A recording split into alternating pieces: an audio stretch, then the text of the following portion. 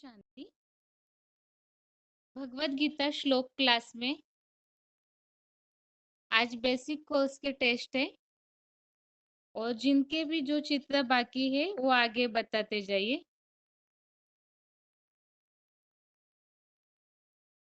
Phone unmute. Om Shanti. 3 लोग के चित्र के बारे में बताएंगे। हाँ जी।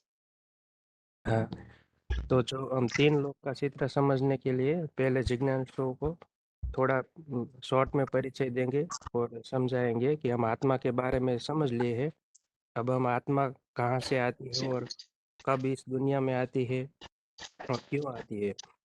इस कलयुगी दुनिया में कि अभी पावन बन जाएंगे तो क्या इसी दुनिया में रहेंगे या कोई दूसरे लोक में जाएंगे, और इस काल चक्र में हम कितने जन्म लेते हैं और अभी कौन सा जन्म चल रहा है। तो 3 लोग के चित्र में हम समझते हैं। ऊपर में जो अ, गुलाबी रंग का दिखाया गया है, जो लाल रंग का प्रकाशित, उसको 5 तत्व से दुनिया से जो परे है, वो ये सदा प्रकाशित छठा तुरीय तत्व है, जहाँ हम आत्माएं और परमात्मा रहते हैं। बिंदु बिंदु रूप में दिखाया है, जो एक उल्टा झाड़ की तरह दिखाया है। वास्तव में ऐसा कोई स्थूल में नहीं होता है, लेकिन समझाने के लिए दिखाया गया है। और बीच में है सूक्ष्म वतन, जहाँ ब्रह्मा विष्णु शंकर को दिखाया है। वो सूक्ष्म शरीरधारी है ऐसे दिखाया गया है। वो उसकी स्टेज दिखाई है, ऐसा नहीं है, वो उसकी मन बुद्धि की मनन चिंतन मंथन की स्टेज है। और नीचे आते हैं तो पृथ्वी सूरज चांद सितारे और आकाश तत्व दिखाए है, जो साकारी मनुष्य लोक है, स्थूल वतन, जो इन आंखों से दिखाई पड़ता है। और मूल वतन है उसको अलग अलग नाम से भी जानते हैं। मूल वतन इसलिए कहते हैं जहाँ शरीर का मूल रहता है, माना आत्मा रहती है, तो उसको मूल वतन कहते हैं। निराकारी दुनिया भी कहते हैं, क्योंकि शरीर नहीं रहता है, सिर्फ आत्मा का रहने का स्थान है। और आत्मा लोक भी कहते हैं, क्योंकि आत्माओं का रहने का स्थान है। निर्वाण धाम भी कहते हैं, जहाँ वाणी नहीं चलती है, सिर्फ आत्माएं रहती है। शांति धाम भी कहते हैं, क्योंकि आत्मा शांत स्वरूप रहती है, क्योंकि शरीर नहीं है तो कोई बातचीत नहीं होती है। और मुक्ति धाम भी कहते हैं, क्योंकि आत्मा ये जो प्रकृति के 5 तत्व है उनसे परे रहती है, मुक्त, बंधन मुक्त रहती है, इसलिए मुक्ति धाम भी कहते हैं। और ब्रह्मांड भी कहा जाता है, क्योंकि आत्माएं अंडे मिसल, सिर्फ शरीर नहीं है, सिर्फ आत्मा ही रहती है। और परम धाम भी कहते हैं, क्योंकि परमात्मा भगवान का रहने का स्थान है, इसलिए परम धाम भी कहते हैं। और अंग्रेज लोग उसे सोल वर्ल्ड भी कहते हैं, और मुसलमान उसे अर्श कहते हैं, जैनी लोग उसे तुरिया धाम कहते हैं। और गीता के 15वें अध्याय के 6ठे श्लोक में भी आया है कि न तद भाष्यते सूर्य न शशांको न पावक यत गत्वा न निवर्तन्ते तद्धाम परमम। तो वो भी परम धाम का उल्लेख भी वहाँ आया है। और और अभी हम समझते हैं कि आत्मा है वो कहाँ से आती है और कहाँ जाती है। इसके लिए भी गीता में श्लोक आया है, 8वें अध्याय का 18वां श्लोक, कि अव्यक्ताय अव्यक्तान अव्यक्त व्यक्त सर्वा प्रभवन्ति अरागमे रात्र्यांते प्रेलन्ते तत्रैव अव्यक्त संज्ञ के, अर्थात दिन आने पर अव्यक्त धाम से सभी प्राणी इस सृष्टि पर आते हैं और रात्रि अंत में अव्यक्त उसी नाम परम धाम में लीन हो जाते हैं। और जो प्राणी है उसका आदि और अंत क्या है, तो उसके बारे में भी गीता में आया है, दूसरे अध्याय के 28वें श्लोक में, कि अव्यक्त दीनि भूतानि व्यक्त मध्यानि भारत अव्यक्त निधिनान्येव तत्रेका परिदेवना, अर्थात प्राणियों का आदि और अंत अदृश्य, मध्य जीवन व्यक्त है। और अब आत्मा और परमात्मा के डिफरेंट क्या है, माना उसमें क्या अंतर है। तो परमात्मा है वो जन्म मरण के चक्र में नहीं आते हैं, हम आत्माएं जन्म मरण के चक्र में आती है। तो परमात्मा अजन्मा है, उसके लिए भी गीता में श्लोक आए हैं, चौथे अध्याय का 6वां, अजो अपि सन अव्यात्मा भूतानाम ईश्वर अपि सन प्रकृति स्वाम अधिष्ठाय संभवामि आत्मा माया। माना परमात्मा आत्मा शक्ति से जन्म लेता है प्रकृति को अधीन करके, और जो आत्माएं है वो जन्म मरण के चक्र में आती है। तो वो जन्म मरण के चक्र में आने का कारण क्या है, क्योंकि आत्माएं सब भोगी है, 3 गुणों को भोगती है, और 3 गुण जब भोगती है तो उसमें आसक्ति हो जाती है। तो उसके लिए भी गीता में आया है, 13वें अध्याय का 20वें श्लोक में, कार्यकरण कर्तृत्व हेतु प्रकृति उच्यते पुरुष सुख दुखान भोक्तते हेतु उच्यते। अर्थात प्रकृति को इंद्रिय रूप रचना में और आत्मा को सुख दुख भोक्ता बनने को कारण कहा जाता है। और 13वें अध्याय के 21वें श्लोक में आया है, पुरुष प्रकृति स्थितो ही भुक्ते प्रकृति जान गुणान कारण गुण संग अस्य सत सत योनि जन्मसु। अर्थात आत्मा जो ये प्रकृति 3 गुण भोगती है, इसलिए आसक्ति लगाव पैदा हो जाती है, इसलिए सत असत योनियों में जन्म का कारण कहा जाता है। अब परमात्मा जन्म मरण के चक्र में न्यारा क्यों है? क्योंकि वो इस सृष्टि पर आते तो है, लेकिन कर्म भी करते हैं, लेकिन कर्म में आसक्ति लगाव नहीं होता है और सुख और दुख भोगता नहीं है।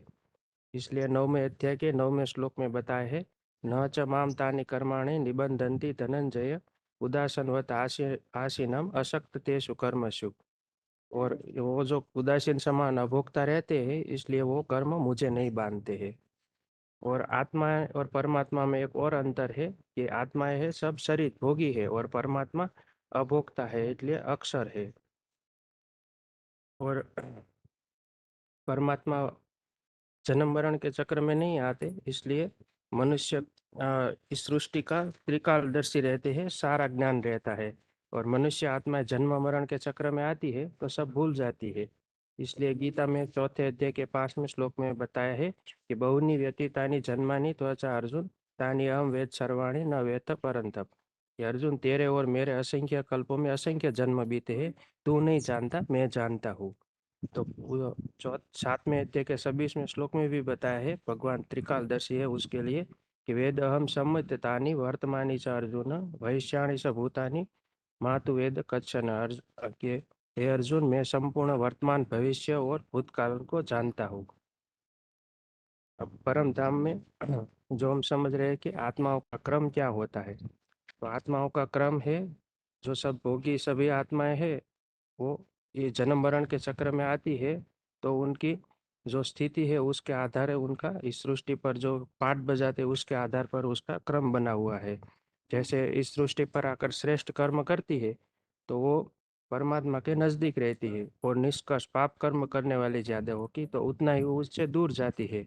और नजदीक रहने वाले की जो श्रेष्ठ आत्माएं है उनकी संख्या कम होती है, और जो दूर रहती है उसकी संख्या ज्यादा होती है। क्योंकि हम देखते हैं कि जो चित्र में परम धाम का चित्र है उसमें जो क्रम दिखा है, उल्टा वृक्ष, जैसे वृक्ष बढ़ता जाता है ऐसे ही दूर रहने वाली आत्मा की संख्या जास्ती है और नजदीक रहने वाले की संख्या कम है। और जो जितना आत्मा सूक्ष्म होती है उतना पावर ज्यादा होती है, इसलिए पृथ्वी के 5 तत्वों से उतना ही दूर जा पाती है। और जो स्थूल जितनी होती है उतना वो पृथ्वी के नजदीक रहती है, 5 तत्वों के नजदीक। और बुद्धि भी जितना बुद्धिमान ज्यादा होती है आत्मा, वो उच्च स्थिति में रहती है, और जो कम बुद्धि वाले हैं वो नीचे स्थिति में रहती है। तो जो ज्यादा बुद्धिमान होता है वो दूसरों को कंट्रोल करके रहता है। और जो मनुष्य आत्मा है जो श्रेष्ठ कर्म करती है, जो वो नंबरवार श्रेष्ठ आत्मा है, ऊपर के वो नजदीक जो रहने वाली है कम है, और उसके नीचे है श- जो श्रेष्ठ कर्म कम करती है, निष्कर्ष कर्म करने वाले वो नीचे की ओर आती है। तो उसमें जो है मनुष्य आत्माओं के उसके बाद आती है पशु पक्षी की आत्माएं, उसके बाद नीचे कीड़े मकोड़े, फिर आती है कीटाणु पेड़ पौधे आदि। और इस सृष्टि में जो पा चक्र फिरता है तो उसमें जो सतयुग त्रेता युग में आने वाली आत्माएं है, वो ऊंची स्टेज वाली होगी वो पहले आती है, और बाद में जो नीची स्टेज वाली है वो तामसिक दुनिया में आती है। और जो स्थूल वतन है उसमें जो दिखाया गया है उल्टा वृक्ष जो दिखाया गया है, जो उसकी जो जड़ें है ऊपर की ओर रखी गई है, और जो टाल टालियां है पत्ते हैं वो नीचे की ओर दिखाया गया। वहीं जो परम धाम में जो क्रम है वही क्रम इस सृष्टि पर रहता है, क्योंकि मनुष्य जो कर्म करते हैं वहीं ऊपर में दिखाया गया है।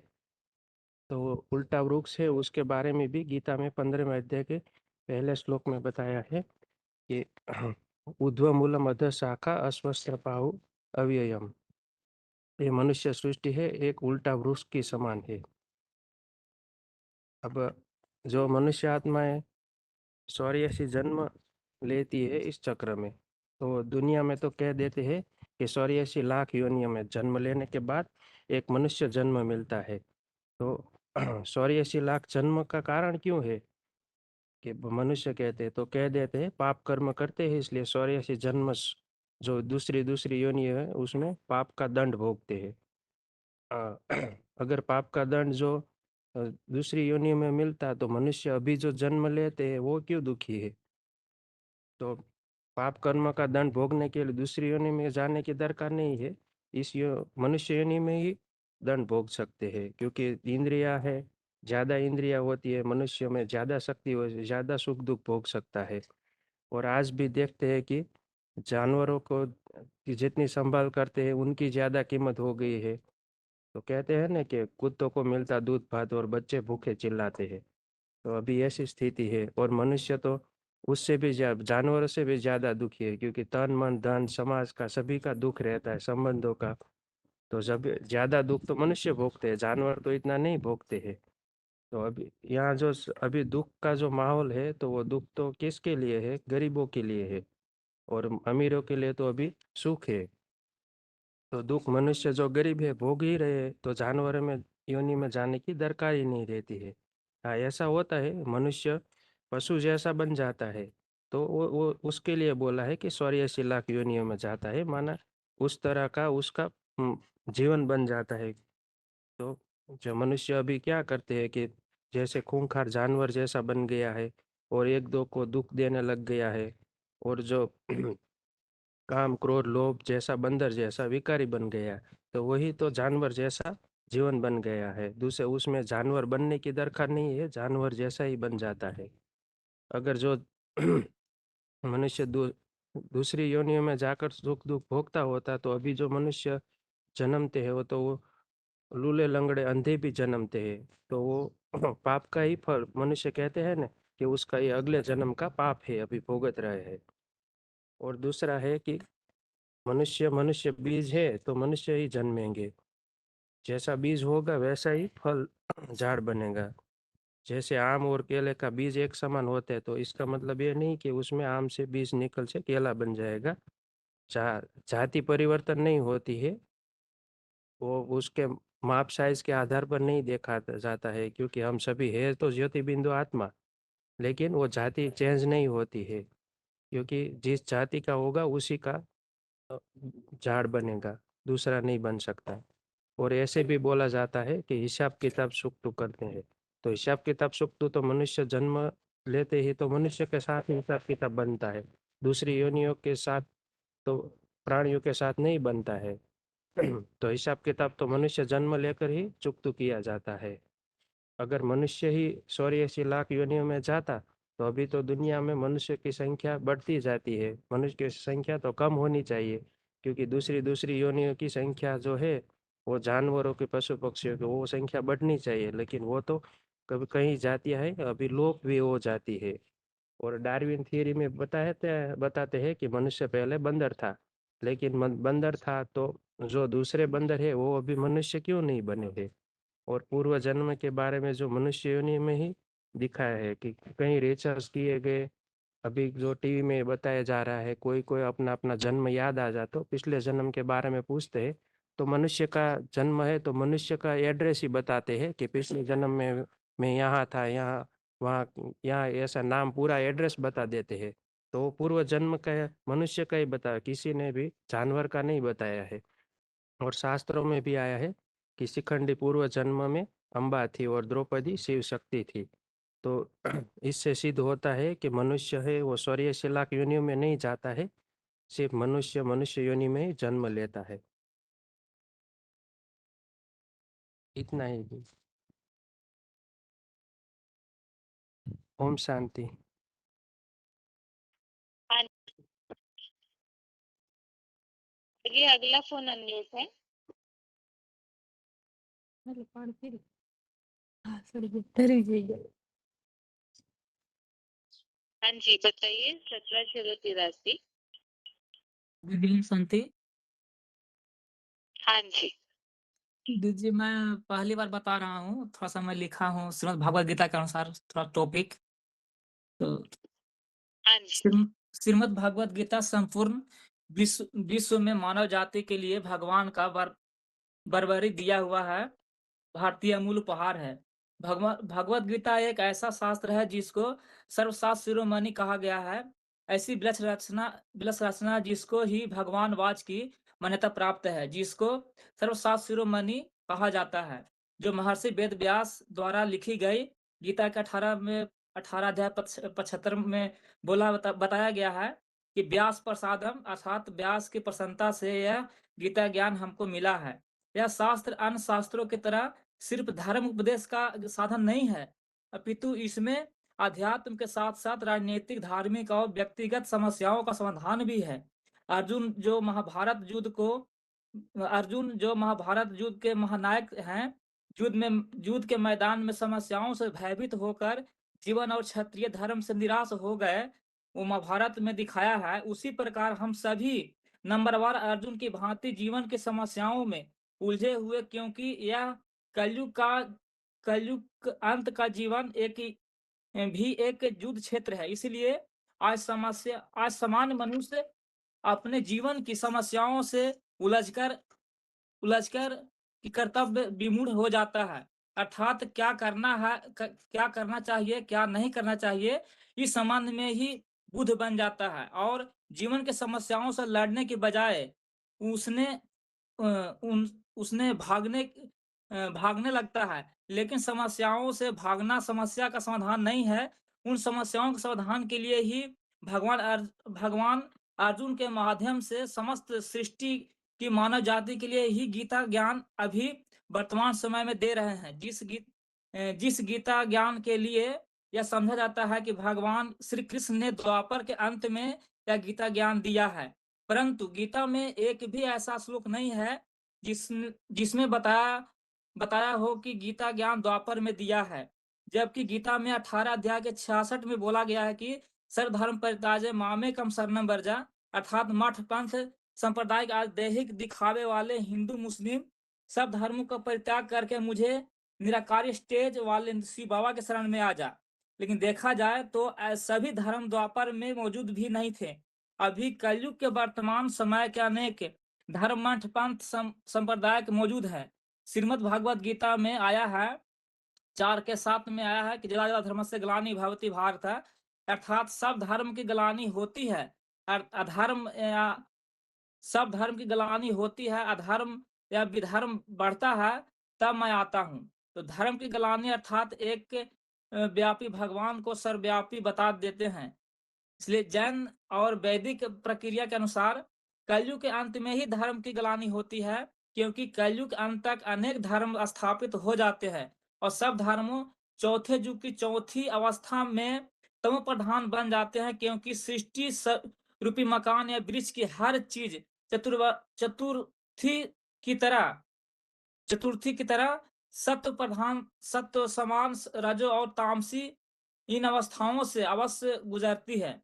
जो श्रीमद् भागवत गीता 7 अध्याय 27 में बताया है, सर्वभूतानि सम्मोहा संग यान्ति प्रस्तप, मैंने अर्थात सब प्राणियों कल्पांत काल चतुर्थ अंत में संपूर्ण मूर्ता को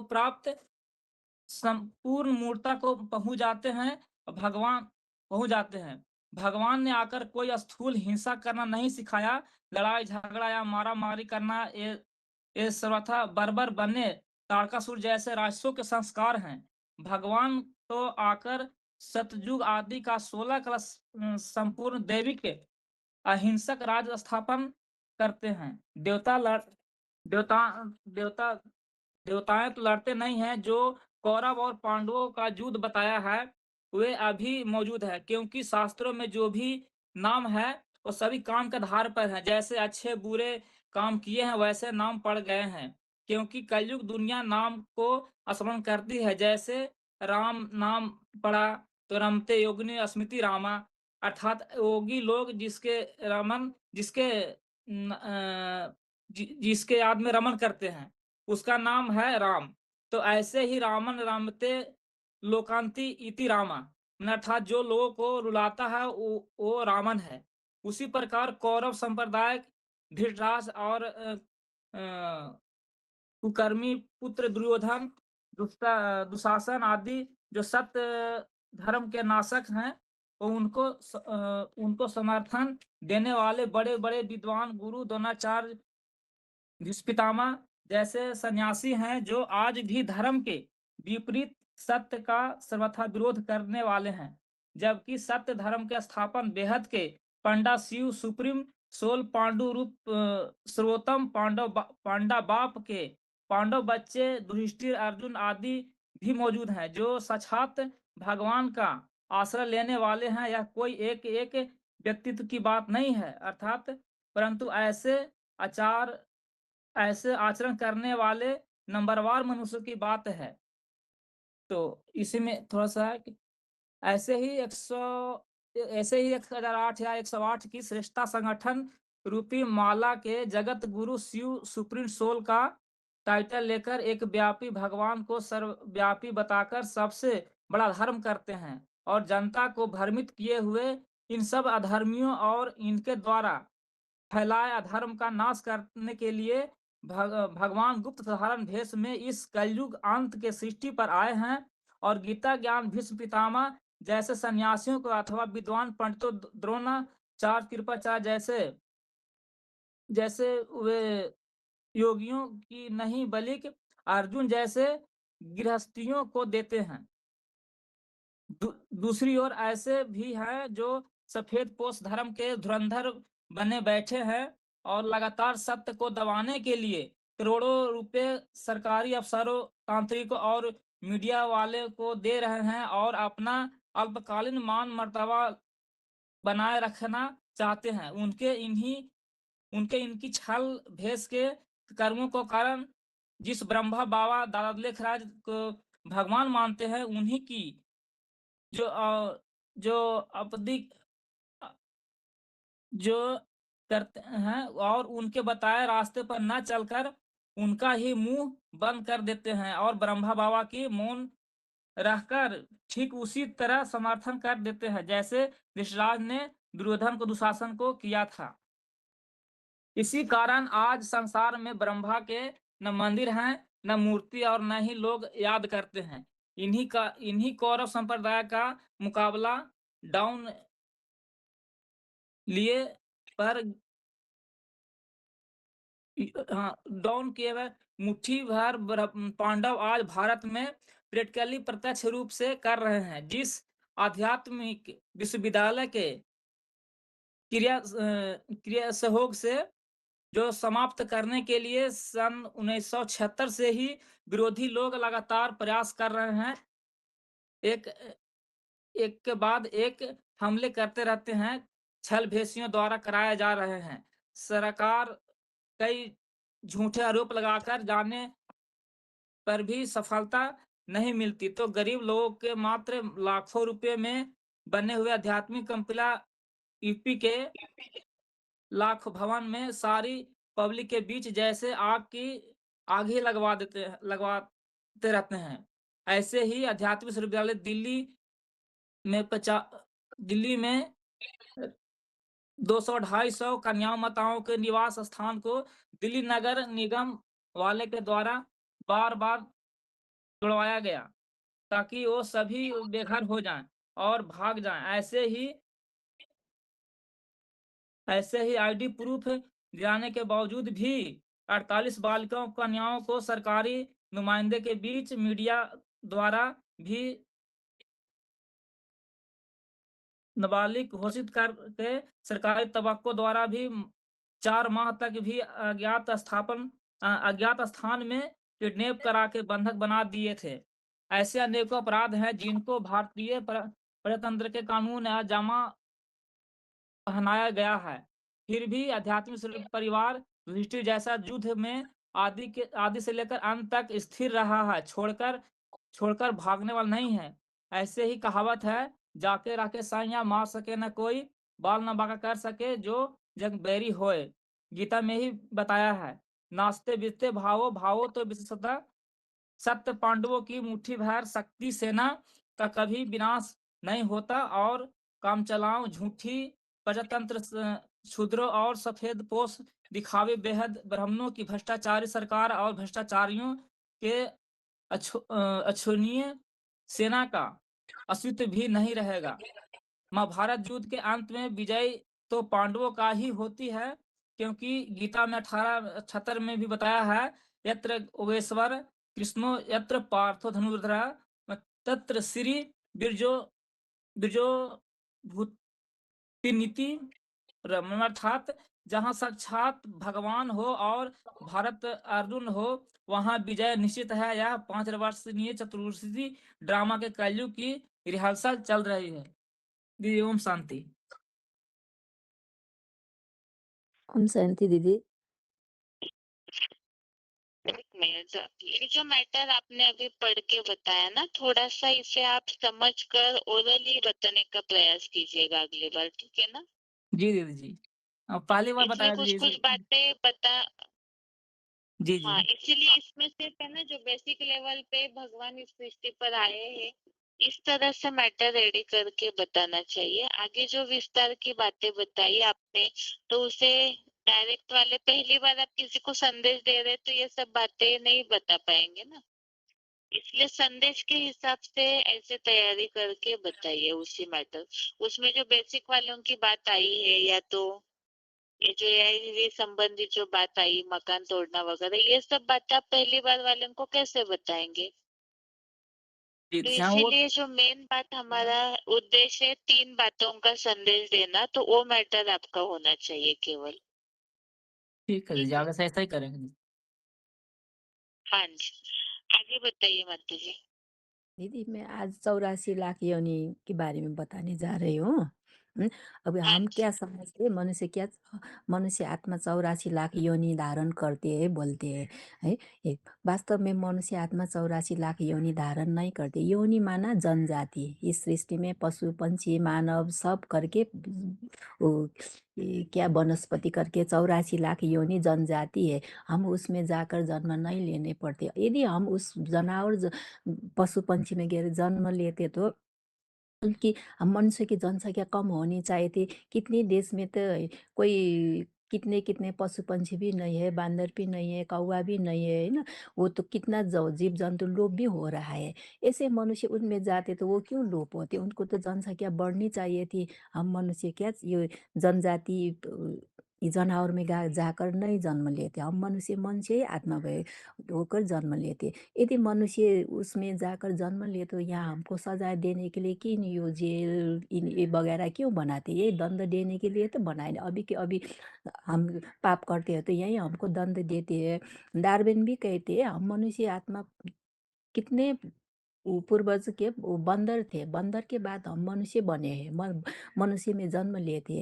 यदि हम मनुष्य बंदर थे तो पहले बंदर थे तो बंदर के बाद हम मनुष्य जन्म लिए थे तो बंदर की जनसंख्या तो कम होनी चाहिए थी, कम तो नहीं हुई। मनुष्य की जनसंख्या बड़ी हो रही है।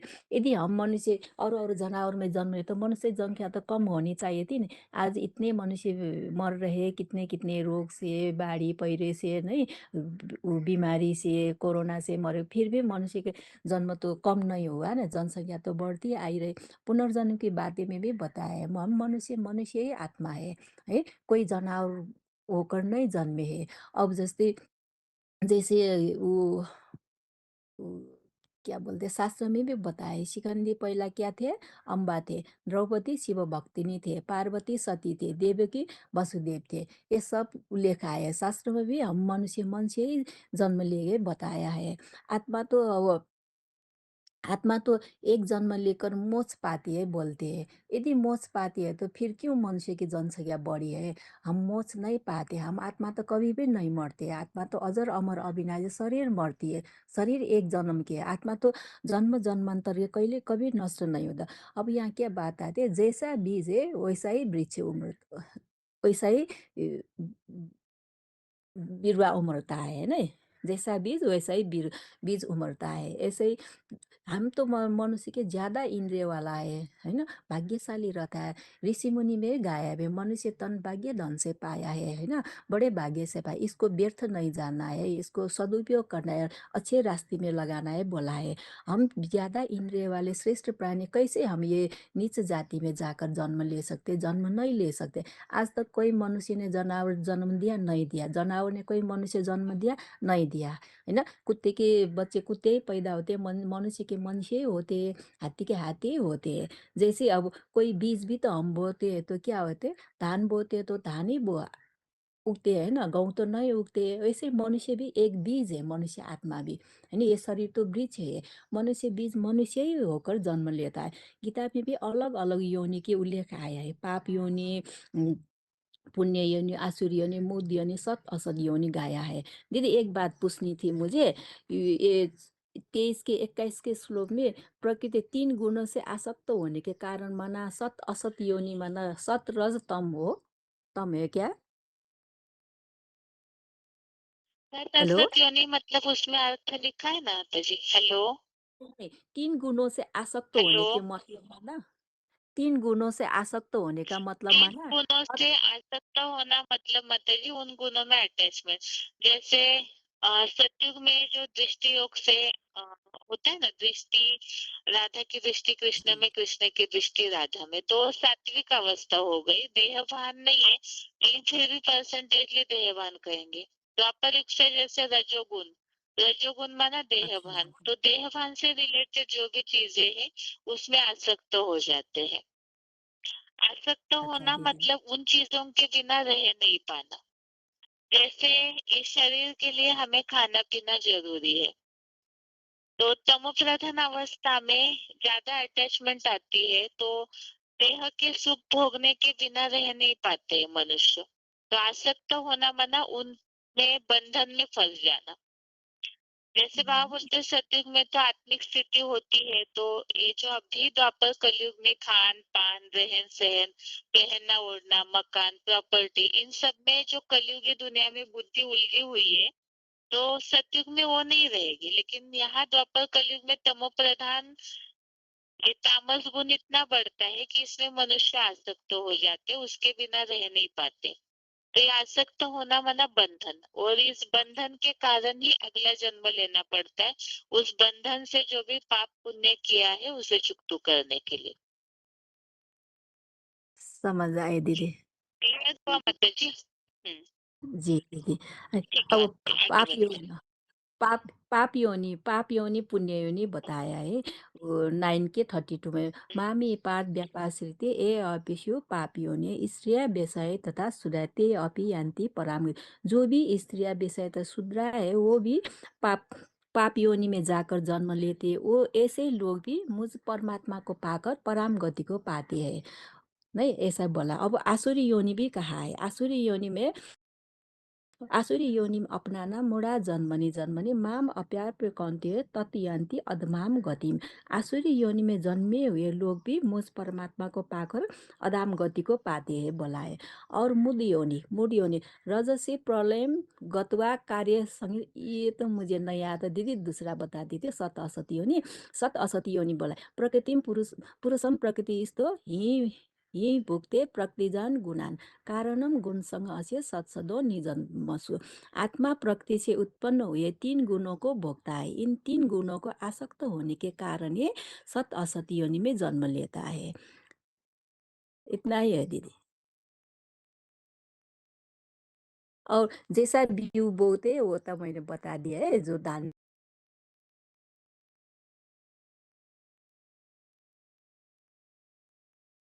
की बीउ बोते से भी बोते। ऐसे मनुष्य आत्मा भी एक बीउ है, मनुष्य मनुष्य ही है, मनुष्य के गर्भ में जाकर मनुष्य ही जन्म लेकर भोग भोगते हैं। ठीक है दीदी। हेलो।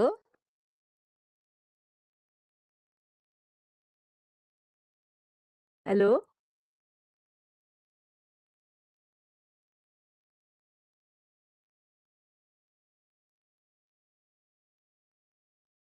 हेलो।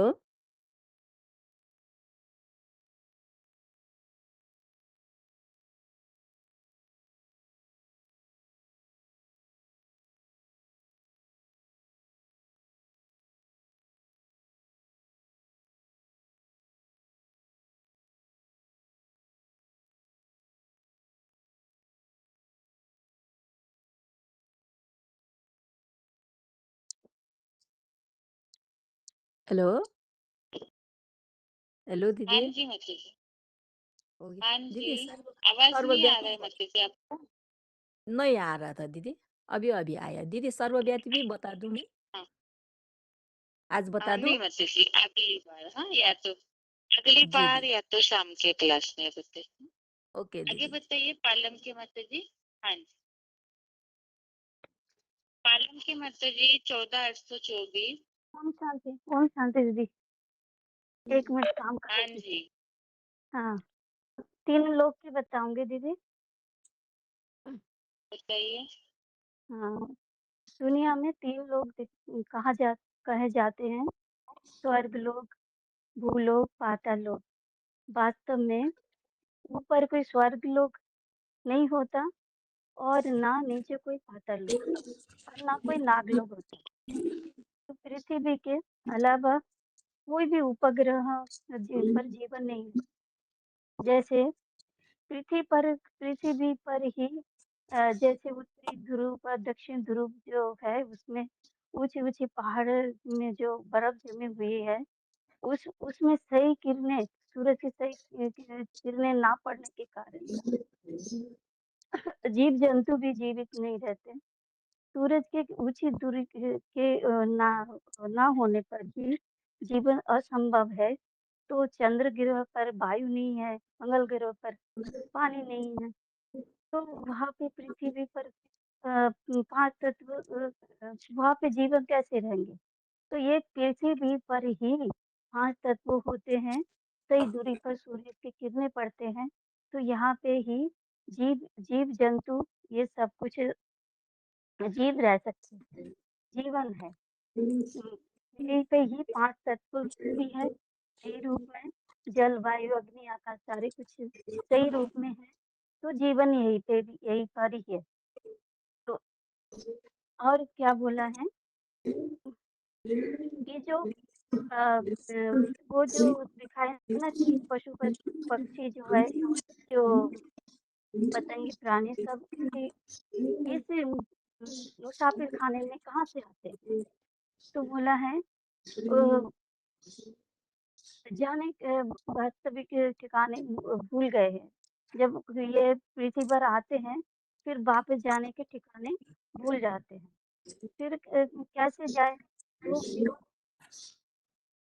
तो जैसे हम आ गए इस धरती पर और इसी भूल-भुलैया में हम भूल गए और जाने का रास्ता हमें पता नहीं।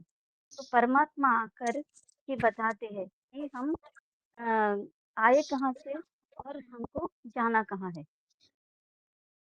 तो यहाँ दिखाए गए हैं 5 तत्व के बने हैं सूरज, चाँद, सितारे की भी भूलोक में आते हैं। इस भूलोक को भी भिन्न-भिन्न नामों से जानते हैं। जैसे साकार मनुष्य लोग, स्थूल वतन, टिकाए, टाकी वर्ल्ड। यह इस चित्र में साकार मनुष्य सृष्टि को उल्टे वृक्ष के रूप में दिखाए गए हैं और ऊपर में माता-पिता बैठे हुए मतलब 2 आत्मा दिखाए गए हैं और फिर धीरे-धीरे करके ज़्यादा आत्मा दिखे मतलब ऊपर है जड़ और नीचे डाल दिया गया। तो ये उल्टे वृक्ष के रूप में दिखाए गए हैं। तो ये ऊपर जो दिखाए गए हैं, वो मुखिया के रूप में दिखाए गए हैं। बाकी सब श्रेष्ठ आत्माएँ ऊपर, निष्कृष्ट आत्मा नीचे की ओर बीज रूप के रूप में दिखाए गए। तो सदा उच्च स्टेज में रहने वाले ये जो आत्माएँ हैं, ये सृष्टि पर जहाँ हम आत्माएँ हड्डी मांस पुतला धारण करते हैं, सुख दुःख का खेल खेलते हैं, पाठ बजाते हैं। हम आत्मा के लिए यह लोक कर्म क्षेत्र है और हम चाहे या ना चाहे तो कर्म क्षेत्र के लिए बोले 3 के 5 के अध्याय में न मैं कर्माणि लिम्पन्ते जातु तिष्ठति कर्म कृत। माने जो इस सृष्टि पर आते हैं तो क्षण भर भी कर्म किए बिना नहीं रह सकते, इनको बरबस कर्म करना ही पड़ेगा। तो ये कर्म क्षेत्र है। ये हुई कि हमारी स्थूल दुनिया की बातें, जहाँ सदा यह विराट नाटक चलता ही रहता है। इसका कहीं अंत नहीं होता। जैसे दुनिया में भी नाटक होते हैं, जहाँ रंगमंच होता है, तो ये सृष्टि हुई रंगमंच के सूरज, चाँद, सितारे हुई बत्तियाँ, मनुष्य हुए एक्टर और भगवान हुए डायरेक्टर। और अ, और सूक्ष्म लोग दिखाए गए। परमात्मा जब इस सृष्टि पर आते हैं तो 3 मूर्तियाँ के द्वारा कार्य करते हैं। तो सूक्ष्म लोक में 3 मूर्तियाँ को दिखाए गए हैं और तीनों मूर्तियों के ऊपर-नीचे तबके के स्टेज में दिखाए गए हैं। वो ऊपर जैसे ऊँची स्टेज के रूप में विष्णु से ऊँची नहीं अ, विष्णु से ऊँची स्टेज शंकर को दिखाया और शंकर को दिखाए गए हैं देव कहते हैं देव महादेव। उसके अंदर सूक्ष्म रीति से मनन चिंतन मंथन चलता रहता है, इसीलिए उसको सूक्ष्म बतन लोग कहते हैं। और जैसे ब्रह्मा के लिए दिखाए गए हैं, ब्रह्मा तो सफेद वस्त्र हैं, तो उनको सफेद को क्या कहते हैं? पवित्रता। तो वो पवित्रता की निशानी दिखाया गया है। ब्रह्मा को राजयोग की बैठक दिखाई गई। पवित्रता की निशानी सफेद और शिव जब इस सृष्टि पर आते हैं तो पवित्रता का और राजयोग की स्थापना करते हैं, क्षमा करने के निमित्त बनते हैं। तो ये ब्रह्मा है जो निमित्त बनते हैं। तो और जो विष्णुपुरी दिखाए गए हैं वो राजा राजाई वेशभूषा अच्छी तरह से दिखाए गए। ये पीले कपड़े हैं और पीला कैसे हुए? जब बसंत ऋतु सुंदर फूल फूल खिले रहते हैं ना और सुंदर चारों तरफ सुंदर ही दिखाई देते हैं। ये बसंत ऋतु की निशानी है, जहाँ पे खुशहाल हो, कोई दुख नहीं है, अशांति नहीं है। वो ऐसी सुंदर दुनिया में विष्णु लोग दिखाए गए। और जो शंकरपुरी दिखाए गए हैं, शंकर को तो तपस्वी रूप में दिखाए गए हैं, नग्न अवस्था दिखाए गए हैं, यानी शरीर अशरीरी लाल प्रकाश के दिन दिखाए गए। मतलब वो सदा अ, याद के प्रतीक दिखाए गए हैं। शंकर है ने नेक्स्ट गॉड दिखाए गए, मतलब उसको है जो सारी दुनिया में मानते हैं कि ये शिव शंकर के रूप में सारी दुनिया, चाहे वो कृष्ण को मानते हो तो भी शिव को मानते हैं और चाहे राम को मानते हैं तो भी शिव को मानते हैं। है ना, उनको तो सभी दुनिया मानते हैं और खुदाइयों में भी सारी दुनिया में उन्हीं के चित्र ज्यादा ही निकले। तो और परम ये जो तीसरा दुनिया ब्रह्म लोक दिखाए गए हैं, ये सूरज चांद सितारे से भी परे, माने इस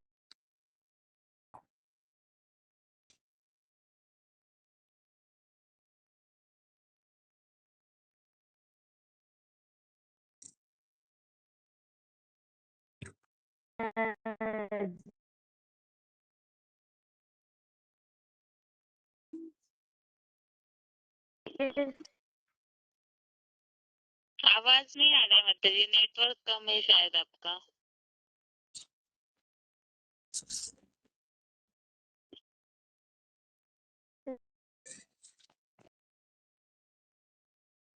सूर्य नक्षत्र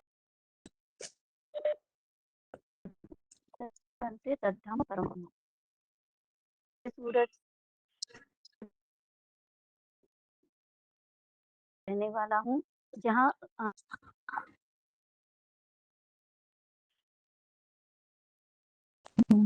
ओम शांति दीदी। को निर्वाण धाम, शांति धाम, सुख धाम, शिवलोक, ब्रह्मलोक अनेकों नामों से जानते हैं। इस धाम में हम अपने व्यक्तिगत रूप ज्योतिर्बिंदु रूप में ही रहते हैं। हर धर्म की आत्माएं वहाँ रहती है। आत्मा भाई भाई की स्टेज में रहते हैं। उस धाम में सबसे ऊपर आत्माओं को बाप और बाकी सब आत्माएं नंबरवार पुरुषार्थ अनुसार दूरी पर दिखाए गए हैं। ऊपर थोड़े ही नीचे ज्यादा और आत्माओं को दिखाए गए हैं। ऊपर थोड़े थोड़े और फिर नीचे जाते जाते आते जाते नीचे कर्म करने वाले सबसे नीचे। और जो कीट पशु है वो और नीचे, और जो पेड़ पौधा है उसकी आत्मा और बिल्कुल नीचे। ये सब आत्मा इसी तरह से क्रम से दिखाई गई। तो ये दुनिया है निराकारी दुनिया। वह ना ही स्थूल शरीर होता है, ना ही सूक्ष्म। ये संकल्प से ना कर्म का ना वाचा। वह न सुख होता है और न दुख होता है, न जन्म होता है, न मृत्यु होता है। तो दुनिया भी कह भी देते, हम तो ऐसे जाना चाहते हैं जो जहाँ पे हमें कोई इस दुनिया में आना ही नहीं चाहते। ऐसे भगवान ऐसे दुनिया में ले जाए। परंतु ऐसे तो नहीं हो सकता ना कि दुनिया तो इसी दुनिया में जन्म-मरण के चक्र में आना ही पड़ता है। ये तो ड्रामा बना हुआ है, इसको कोई बदल नहीं सकते। और इसीलिए इसको शांतिधाम कहा जाता है। वहाँ से ही आत्माएँ अपना-अपना पाठ बजाती है इस सृष्टि रूपी रंगमंचशाला में, और अपने पाठ अनुसार हर देह रूपी वेशभूषा धारण करती है। जैसे कोई तारा पृथ्वी पर टूट कर आते हैं, तो उसके क्या कहते हैं, वो ये जो नाम देते हैं, उपला पिंडी ऐसे कुछ नाम दे देते हैं। हैं? जब इस सृष्टि पर आते ऐसे नाम देते हैं, तो मनुष्य जब इस सृष्टि पर आते, सुख भोगते-भोगते भोगने के लिए आना ही होता है, तो मुक्ति धाम छोड़कर इस सृष्टि लोक में प्रवेश करते हैं, जब सुख भोगने का टाइम आता है। तो ये सारी आत्मा इकट्ठी नहीं आती है नंबरवार, जिस टाइम पाठ है, तो जो श्रेष्ठ आत्माएँ होते हैं, वो पहले आते हैं, और वो ही नंबरवार धीरे-धीरे कर्म अनुसार सुख धाम में आते हैं। और जो अति दुराचारी का कार्य करते हैं, वो कलयुग के अंत में इस सृष्टि पर आते हैं। दुःखदायी दुनिया में पतित हो जाती है ना, तब दुःखदायी दुनिया में। तो फिर भगवान को भी जब सारी दुनिया में दुःख अशांति बढ़ जाती है, तब देखते भगवान को भी इस धरती पर आना पड़ता है, इसी दुखी-दुखी दुनिया को सुख धाम बनाने के लिए, और इसी दुखी आत्माओं को फिर से वापस ले जाने के लिए। जैसे कहते हैं ना, जैसे मेला में बच्चों को लेके जाते मेले में, तो कोई वहाँ पे तो बहुत चकाचौंध से दिखाई देते हैं कि यहाँ पे लाइट, यहाँ पे खिलौना, यहाँ पे झूले। ये सब देख-देख के नई-नई चीज़ें दिखाई देती है। तो अभी भी तो यही दुनिया में ऐसे हो रहे हैं ना, सब कुछ नई-नई चीज़ें, जो नहीं देखे वो भी चीज़ें अभी दिखाई दे रही है। तो ये सब चीज़ें देख के दुनिया ये चलते, हमें तो यही दुनिया चाहिए, हमें कोई स्वर्ग नहीं चाहिए, ना कुछ चाहिए। तो इसी तरह से सभी सभी के बुद्धि ज्ञान में नहीं आते। तो ये सोचते हमें तो यही दुनिया अच्छी लगती है।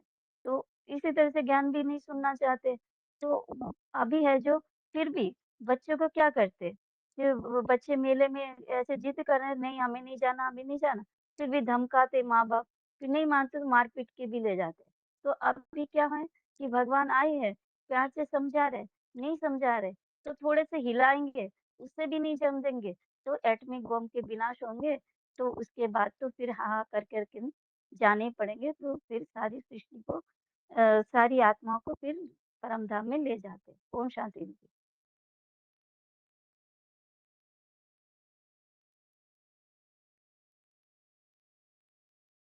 आगे बताइए।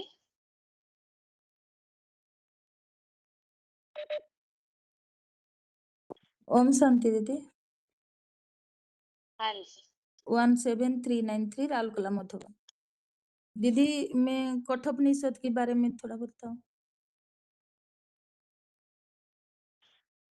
क्या बताएंगे आप दीदी? कठोपनिषद के बारे में थोड़ा, मतलब उसके बारे में क्या बताएंगे? वो जो चित्र है उसके बारे में।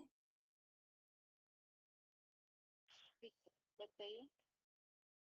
हाँ, जो कठोपनिषद में जो गीता की बुक में जो फ्रंट में जो चित्र दिखाया है, वो चित्र कठोपनिषद के बारे में जो लिखा है कि आत्मानम रथिनम विधि शरीरम रथमी वच बुद्धि तो सारथी विधि मन प्रग्रहमी वच इंद्रियाणि हयान्याहु विषयं टीसु गोचरान् आत्मेन्द्रिय मनोयुक्तम भक्ति न्याय मनर्सिना।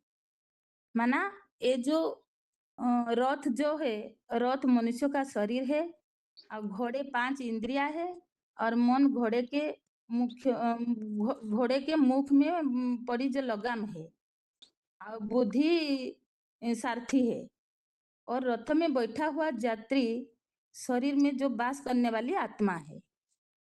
तो मनुष्य जीवन में मन और बुद्धि का क्या पाठ है कठोपनिषद में भी समझाया है।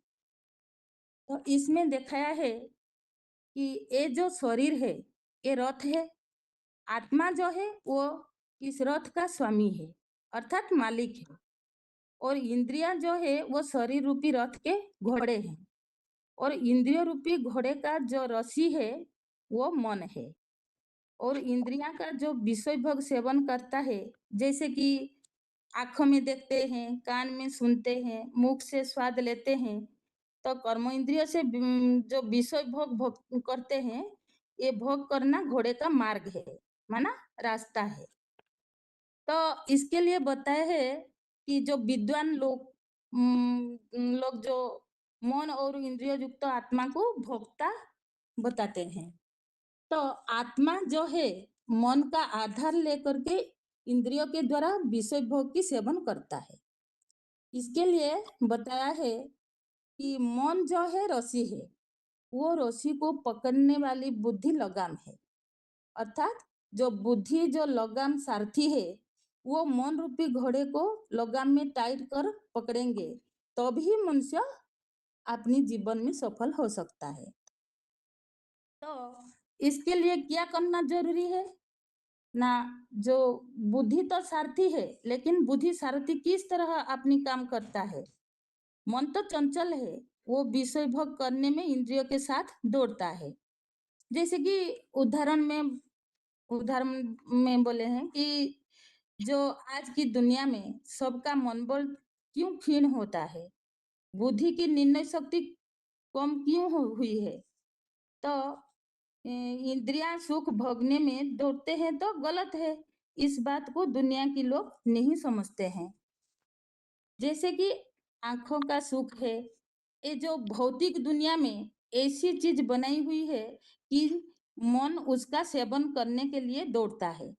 जैसे कि टीवी में अच्छे सीरियल है, ड्रामा है, अच्छी चीज देखने के लिए मन चंचल होता है। तो मन जब दुखी हो जाता है तो मन को रंजने के लिए अच्छा चीज देखने के लिए चंचल हो जाता है, लेकिन ये वास्तविकता नहीं है। यदि वास्तविकता होती है तो लोग सुखी हो जाते हैं, तो क्यों मनुष्यों की मन दुखी होता है। तो इस क्षेत्र में मन की चंचलता और बुद्धि सारथी को सदुपयोग क्या करना है। अभी तो किसी का बुद्धि कमजोर अभी तो सभी का बुद्धि कमजोर होती है, तो क्या जो बुद्धि का क्या सदुपयोग करना है। तो दुनिया में भी कहावत है कि जहाँ सुमति तहाँ संपत्ति नाना, जहाँ कुमति वहाँ विपत्ति निदाना। माना जो अच्छी बुद्धि होगी तो ढेर प्राप्ति हो सकती है और खराब बुद्धि होती तो विपत्ति होती है, दुख मिलता है। तो इसमें क्या करना है, जो इंद्रिय रूपी घोड़ा कंट्रोल से बाहर हो जाता है तो शरीर रूपी रथ जो है और आत्मा रूपी रथी गलत रास्ता में अर्थात पतन में ही जाएगा। तो इसीलिए आत्मा खुद ही अपना शत्रु और खुद ही अपना मित्र बन सकती है। जब इंद्रिय रूपी घोड़े चंचलता नहीं करेंगे, सही दिशा में विचरण करेंगे, तो आत्मा अपना मित्र बनता है। तो उसका उपाय क्या है। जब घोड़े स्वाद लेने के लिए विचरण करते हैं, वो इंद्रिय रूपी घोड़े का मार्ग है, जो विचरण करते हैं वो मार्ग है। मन चंचल है तो संकल्प चंचल होते हैं, तो बुद्धि जो साथी है वो मन को कंट्रोल करता है, वही वास्तव है। तो बुद्धि जब मन रूपी रस्सी को कंट्रोल करे तभी बुद्धि और मन से अभ्यास और वैराग्य संभव है।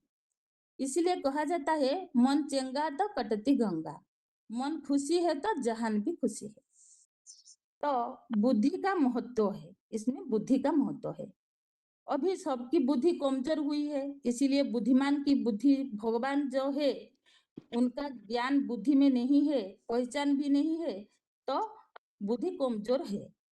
बुद्धि के कारण मनुष्य खुद ही अपना शत्रु बन पड़ा है। फिर इस दुनिया में तो लोग कैसे कैसे मानेंगे? बुद्धि कमजोर है, कोई तो नहीं मानेंगे। तो उस लोगों को समझाना है कि पुरानी जमाना में जो लोग सुख शांति में थी, अब तो साइंस की उन्नति से सबका बुद्धि तीक्ष्णता होना चाहिए, लेकिन सुख शांति क्यों नहीं होता है? प्रकृति की तो जो पॉल्यूशन है, तो उसको तो रक्षा नहीं कर पाते हैं, तो तीक्ष्णता बुद्धि कैसे है? तो अपना भी तो पॉल्यूशन शत्रु होता है ना, तो मित्र होने का उपाय तो मनुष्य जानना चाहिए। तो क्या है मित्र होने का उपाय? क्या है, कैसे मित्र है? तो अभी भगवान आकर के जो आध्यात्म ज्ञान बताते हैं, गीता में भी आया है कि उद्धरेत आत्मानम आत्मानहम न आत्मानम अवसादयेत आत्मा एव ही आत्मनो बंधु आत्मा एव रिपु आत्मनः। माना जो अपने मन बुद्धि द्वारा आत्मा को ऊंची स्थिति में ले जाए, आत्मा को नीचे गिरने ना दे, एकाग्रता के द्वारा ही ऊंची स्थिति ले जाए। तो फिर बताया है जो 6 में, जो बंधु आत्मा आत्मनहम तस्य ये न आत्मा में एवं आत्मानम जेत अनात्मानम तो शत्रुत्वे वर्तित आत्मा ये तो शत्रुवाद। माना जो जितने अपनी मन बुद्धि द्वारा आत्मा को जीता है, तो उनकी आत्मा ही अपना मित्र है। देहभानी आत्मा अपना शत्रुता करने में तत्पर रहती है। ओम शांति दीदी।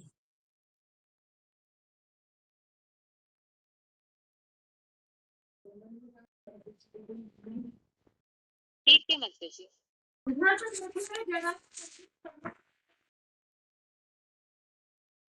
आगे बताइए, अगला कौन अनम्यूट है? दीदी ओम शांति, मैं बोल रहा हूँ, क्या मनुष्य 84 लाख योनियों में जाता है?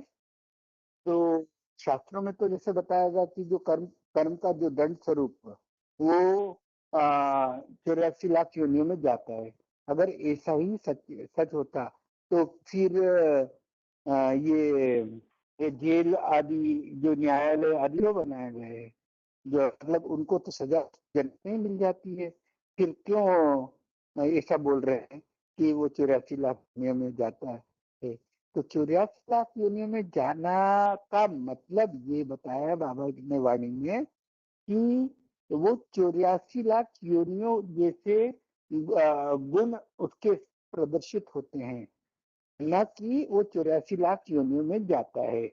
और जैसे मान लीजिए कि कोई कुत्ते की योनि, तो मनुष्य अपने जीवन काल में ऐसा देखा जाता है कि वो सिर्फ एक तरह की चौकी करता दिखाया गया है, और उसको टुकड़ा डाल दिया जाता है। जैसे अपने कोई वृद्धावस्था में जैसे जब निःशक्त हो जाता है तो उसके साथ इस तरह का व्यवहार किया जाता है, जैसे कीड़े समान जो दिखाया गया। तो कीड़े जैसे रेंगते हैं, जैसे शरीर दंड हुआ, रोग ग्रसित हुआ तो वो रगड़ता हुआ दिखाया गया। ऐसे अलग अलग तरह से गधे के समान तो जीवन भर वो ढोता रहता है, परिवार का बोझ ढोता रहता है, इस सब से दिखाया गया। तो मतलब वो अपने जीवन काल में ही वो सारे जो कर्म दंड को वो भोगता है, उसके लिए कोई अलग से योनि में जाने की जरूरत नहीं होती है। ये बात बताई गई क्योंकि मनुष्य का जो बीज है वो मनुष्य के रूप में ही जन्म लेगा, आम का बीज आम के रूप में ही जन्म लेगा, जामुन का बीज जामुन के रूप में लेगा, नीम का है तो नीम में ही जन्म लेगा। ऐसा नहीं हो सकता है कि वो मनुष्य वो इस तरह की योनियों में जाता है। इसीलिए तो बोलते हैं, फिर भी जब बोल रहे हैं कि फिर ये बात क्यों आ गई कि बड़े भाग मानुष तन पाया। तो जब भगवान आते हैं तो भगवान को पहचानने की जो शक्ति है, क्योंकि उसमें सबसे ज्यादा इंद्रियां होती है, तो भगवान का वो ज्ञान लेता है और ज्ञान लेके वो अपने पापों से मुक्ति पा सकता है। इसलिए बड़े भाग मानुष तन पाया। ऐसा बोला जा रहा है, जो एक पर्टिकुलर समय की बात बताई गई। ऐसा नहीं हो रहा होगा कि कोई कोई कुत्ते बिल्ली में या पेड़ पौधों में या पत्थर पहाड़ में उसको जाना पड़ा, ऐसा नहीं जाएगा। ऐसे करके बताया दीदी, मैं छोटा सा पॉइंट बोल पाता हूँ। जी जी जी, ओम शांति। Hello hello. हाँ जी बताइए आगे।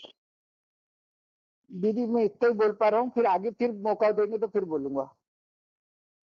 हाँ जी ठीक है ठीक है, आगे बताइए किनका अनम्यूट है आगे। हेलो बहन जी, ओम शांति। ओम शांति। हेलो, हाँ जी 17765। ठीक है शांति। गीता ज्ञान हिंसक। हेलो, बोलिए बोलिए माता जी आप। गीता ज्ञान हिंसक युद्ध करने के लिए कहीं नहीं दिया गया था। तो दुनिया में जो गीता पढ़ने वाले यह समझे न कि अर्जुन के युद्ध के लिए तैयार नहीं हो रहे थे। श्री कृष्ण में गीता में सुनने के बाद युद्ध के लिए तैयार हो गए और ढेर शूर वीर की हत्या हुई, रक्त की नदियां बहा। परंतु दुनिया में माता पिता लेकर हत्या हुई, रक्त की नदी बहा। साधु संत महात्मा जैसे महात्मा गांधी की बात के लिए लीजिए, वो हम साधु संत महात्मा जैसे महात्मा गांधी की बात की लीजिए। यदि हम हिंसा करना, किसकी हत्या करना नहीं सिखाते, तो भगवान जो है सारे संसार का पिता है, विश्व का पिता है, जो बाप अपने बच्चों को विनाश कैसे कराएंगे। वास्तव में परमात्मा इस सृष्टि पर आकर के स्थूल हिंसक युद्ध नहीं सिखाते हैं, ना स्थूल रथ में साकार होकर ज्ञान देते हैं। जो अर्जुन शरीर रूपी रथ में संगम युग में प्रवेश करके अहिंसक गीता ज्ञान देते हैं। शास्त्र में देखा है ना, कुरुक्षेत्र मैदान में द्वापर युग में युद्ध हुआ था। आज कल युग के अंत में देखा है तो जो कुरुक्षेत्र और मैदान जो है, घर घर में हर एक मनुष्य आत्मा आपस में एक दूसरे को लड़ते रहते हैं, चाहे कर्मणा से बाचा से नहीं तो दृष्टि संकल्प जो सब दूसरों से कट जाता है। कोई जिसमें मेल नहीं है, अभी चल नहीं है, अभी सारा संसार ही कुरुक्षेत्र का मैदान है। जैसे मैदान में महाभारत युद्ध घर घर में चल रहा है। परमात्मा आकर के अर्जुन के शरीर रूपी रथ में प्रवेश करते ही अर्जुन कौन है? इस दुनिया में परमपिता ज्ञान का जो सबसे जास्ती धारण करते हैं वो परमपिता ब्रह्मा रूपी अर्जुन है। परमपिता इनके रथ में प्रवेश करके गीता ज्ञान देते हैं। गीता ज्ञान किस लिए देते हैं ना, कारण यह है कि कौरव यादव रूपी देहभानी अज्ञान मनुष्य को बाण मारे। यह बाण कौन सा है? यह स्थूल बाण की बात नहीं है, ज्ञान बाण की बात है। जैसे कहते हैं पक्षी से घृण नहीं करना है, पाप से घृणा करना है। अगर घृणा के पाप को मार दिया तो पाप तो विनाश कैसे होगा? पापी का मन बुद्धि को अगर हम परिवर्तन कर पाएंगे तो पाप होगा भी नहीं। यह पाप रूपी जो 5 विकार आज हर के मनुष्य के अंदर में भरी हुई है, इसका कैसे मार सकते हैं? परम पिता की जो सबका आत्मा ज्ञान है, महाभारत में दिया महाभारत देखा है, पांडव ने विजय पाए। वास्तव में यह पांडव कौन सा पांडव है? जो अभी संगम युग में परमात्मा द्वारा अपना वास्तविक परिचय जानते हैं, वही परमात्मा बाप को जानकर मानकर परमात्मा का कार्य है उसमें तो सहज बनता है। उनकी मत पर लेने हैं तो वही पंडा बाप के बच्चे पांडव है। और जो ना खुद को जानते हैं ना अपने को पिता मानते हैं, तो अज्ञान मनुष्य को शास्त्रों में कौरव और यादव दिखाते हैं। पांडव जो है खुद अपने अंदर की 5 विकार को खत्म करके निर्विकारी बनते हैं। अर्जुन क्या अस्त्र शस्त्र दिखाते हैं? वास्तव में ज्ञान का अस्त्र शस्त्र है। जिस अस्त्र शस्त्र में 5 विकार रूपी भूत को पार करके अस्त्र शस्त्र जिस सबसे 5 रुपए को घायल करके विकारी मनुष्य निर्विकारी देवी देवता बनाना है। कलियुग के अंत में जब परमात्मा आते हैं तो महाभारत युद्ध से हर एक आत्मा को पश्चात होने पड़ता है और हर एक आत्मा को युद्ध करना है।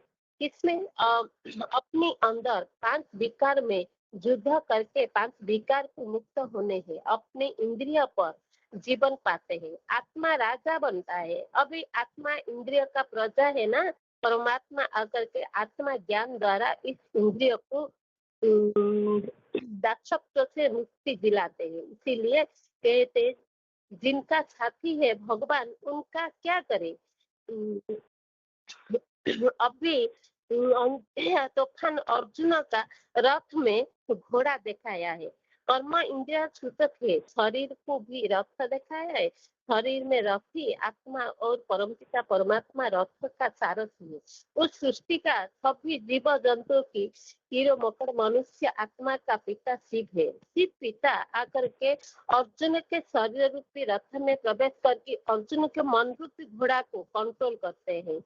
जब मन रूपी घोड़ा कंट्रोल हो जाता है तभी तब 5 इंद्रिय रूपी माया से युद्ध कर पाएंगे। शास्त्र में दिखाते हैं भगवान द्वापर युग में आकर के अधर्मियों का विनाश करके सत्य युग का स्थापना किए थे, परंतु सत्य धर्म की बदले अधर्म कलि युग आया। वास्तव में यह बात अभी संगम युग में है, युग में है। जैसे दुनिया में जैसे दुनिया में कॉन्फ्रेंस जो सेना दिखाते हैं, वैसे ही यहाँ परमपिता परमात्मा रूहानी सेना तैयार करते हैं, जिसे शिव शक्ति कहा जाता है। पांडव सेना कहा जाता है, जिसमें सेना स्थूल लड़ाई लड़ते हैं, परंतु यहाँ है रूहानी सेना माना आत्मिक सेना। और यहाँ जो लड़ाई जैसे कैसे देखा है ना, भाई बेचन भी लड़ाई दिखाए थे। यह है माना अशुद्ध संकल्प और यह प्रोटेस्ट माना शुद्ध संकल्प। अशुद्ध संकल्प 5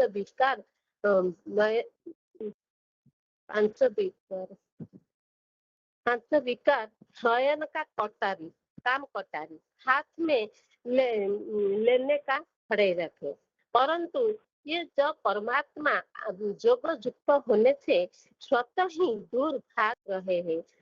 जितना हम पवित्रता स्वात्विकता धारण करेंगे उतना अशुद्ध संकल्प दूर भागेंगे। यह जो सेना है अहिंसक सेना है, यह काम क्रोध लोभ मोह अहंकार, यह सेना विकार तेरा लोभ और लोगों को लड़ाई नहीं कर रहे हैं। ऐसे बात अहिंसक युद्ध पर रहते हैं। कैसे ना हम जितना हमारे अंदर आत्मा का शुद्ध संकल्प सद्गुण सच्चाई की धारण करेंगे, परमात्मा याद में रहेंगे, हमारे अंदर में जो माया रूपी भूत स्वतः ही भाग जाएंगे। शास्त्र में जो देखा है कि द्वापर युग में शुद्धि के बाद पापी कलियुग आया, परंतु यह देखा है कि परमपिता कलियुग अंत में आकर के जब में बीज रूप आत्मा को बिठा करके सब युग ले जाए। शास्त्र में यह दिखाया मनु से लेकर खजुग में जा सकते तो प्रजापिता ब्रह्मा है, उनका द्वारा ही परमात्मा उस प्रकार के वेराइटी जीवों को तैयार कर रहे हैं सब चूक लेने के लिए। ओम शांति हिंदी।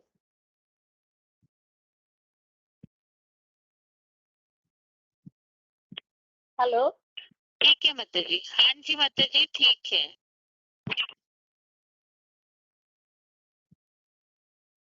आगे बताइए। 25,715। ओम शांति दीदी।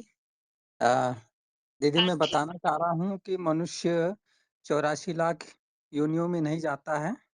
इसका एक भक्ति मार्ग के हिसाब से बताऊंगा दीदी। जैसे वर्तमान में वैज्ञानिक भी मानते हैं कि हजारों प्रजातियां विलुप्त हो गई है, जैसे डायनासोर वगैरह ये प्रजातियां विलुप्त हो गई है। अब यदि कोई मनुष्य शरीर छोड़ता है तो वो तो डायनासोर बन नहीं सकता, और जो विलुप्त हुई जातियां हैं वो बन नहीं सकता। तो ये तो बात गलत साबित हो जाती है कि मनुष्य 84 लाख योनियों में जाता है। फिर वर्तमान में अभी एक खटमल परजीवी था जो विलुप्त होने के कगार पर विलुप्त हो चुका है।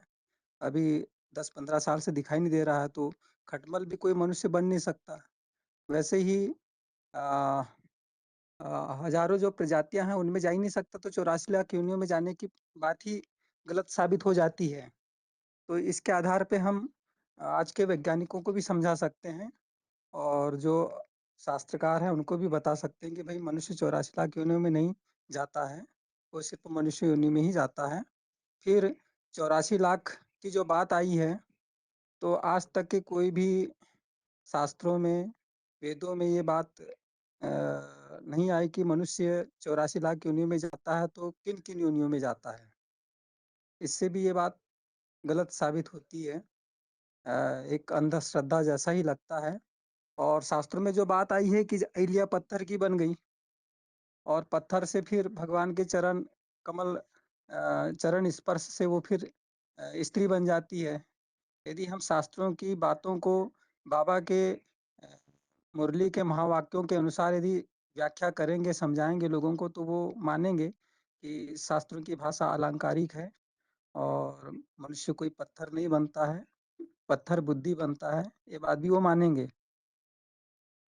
फिर कई कवियों ने ये बताया, जैसे रस खान जी ने बताया कि मुझे जन्म लेना है तो ब्रज क्षेत्र में लेना है, पत्थर बनना है तो वहीं बनूं, गौ का रूप धारण करूं तो वहीं पे। तो ये तो जिस भाव से रस खान ने लिखा था, पर रस खान जी है नहीं, तो वो उसका अर्थ बताएंगे कौन। फिर रस खान तो आ, उन्होंने जब कविता लिखी थी उस समय तो भगवान आए नहीं थे, तो मनुष्य ही थे। तो मनुष्यों के द्वारा जो भी बातें लिखी गई है काव्यों में, वो या तो अलंकारिक है, या फिर वो कवि ही उसका अर्थ जान पाते हैं, या फिर रवि ही उसका अर्थ जान पाते हैं। और आ, आ, जैसे सूरसागर में एक बात आई है कि बालक कृष्ण खेलते खेलते पेड़ के ओट से जाते हैं, तो दो पेड़ होते हैं वो मनुष्य रूप में आ जाते हैं। और उसमें ये बात आई है कि वो कोई पहले देवी देवता थे। तो यहाँ पर देवी देवता भी जड़ पदार्थ कैसे बनते हैं, इस बात को भी हमें समझाना पड़ेगा। शास्त्रों में जो बातें आई हैं कि देवी देवता जड़ कैसे बनते हैं, मनुष्य जड़ बुद्धि कैसे बन जाते हैं, ये चीजें भी बताना पड़ेगा। वस्तुतः जो लेमार्कवाद, डार्विनवाद है, उसकी जो थ्योरी चल रही थी स्कूली पाठ्यक्रमों में, बंदर से मनुष्य बंदर से मनुष्य बनने की बात, वो भी चित्र गायब होता जा रहा पाठ्यक्रमों से, क्योंकि वो भी वाद क्रॉस हो गया है, गलत साबित हो गया है। तो वो ठीक है दीदी, ओम शांति, इतना ही। हाँ जी ये सारा किसमें से लिए हैं आप? दीदी, ये भक्ति मार्ग से लिया है ये सब। हाँ किस जी, शास्त्र से लिया ये पूछ रहे थे? किस शास्त्र से। शास्त्र से लिए हैं? हाँ दीदी, ये सूरसागर का बताया है, और ये तो बाकी भक्ति मार्ग का है। जैसे डायनासोर वाली जो बात आई, ये भक्ति मार्ग में जो स्कूली पाठ्यक्रम है उसके हिसाब से बताया मैंने। अच्छा, ठीक ठीक है। हाँ जी। टीचर है क्या स्कूल में? हाँ जी। अच्छा, ठीक है। जी।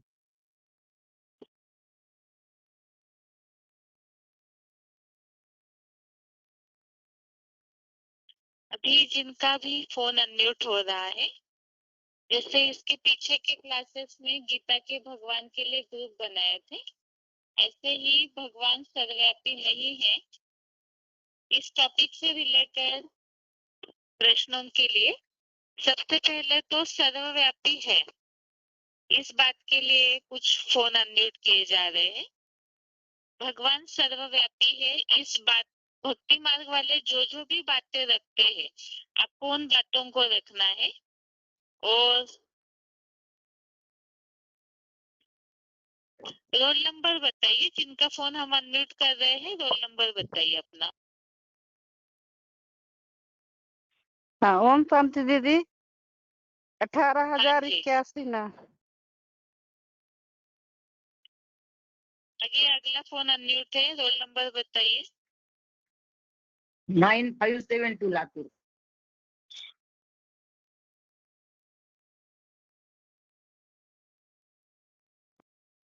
हेलो, ये बताइए अगला। हाँ जी माता जी, 1 मिनट रुकिए, आप लाइन में रहिए। फोन अनम्यूट है, रोल दीदी। नंबर बताइए जल्दी। 24,568। ठीक है, आगे बताइए रोल नंबर।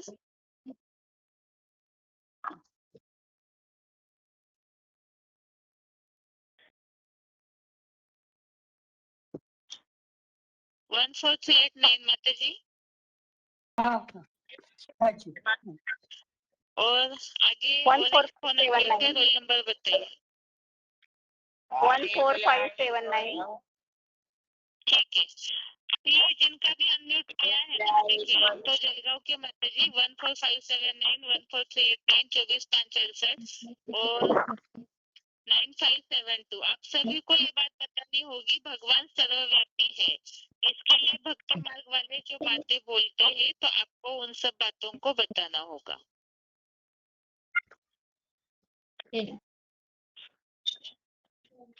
भगवान सर्वव्यापी है, कण कण में है, टिक्कर में है। एक मिनट माता जी, 1 मिनट माता जी, 1 मिनट। और फोन अनम्यूट किए हैं? एक मिनट सभी, भगवान पहले ध्यान से समझिए भगवान बात को, हम जो बता रहे हैं। एक तो गंगटोक 1309। हाँ जी, मेरा क्या क्या मैं बोला दीदी? एक मिनट बता रहे हैं। हरी हाँ जी। कोचिन कोचिन की भाई, आपका भी फोन अनम्यूट है। हाँ, ओके। ओम शांति। एक मिनट, आप सभी लाइन में रहिए, हम बताएंगे, सभी स्टार्ट कीजिए। क्लास में अगर और कोई भाई जुड़े हुए हैं तो एक बार हाथ उठाइए, जो डायल नंबर से जुड़े हैं हाथ उठाइए, क्योंकि हमें पता नहीं चल रहा है। डायल नंबर से अगर कोई भाई जुड़े हैं तो हाथ उठाइए।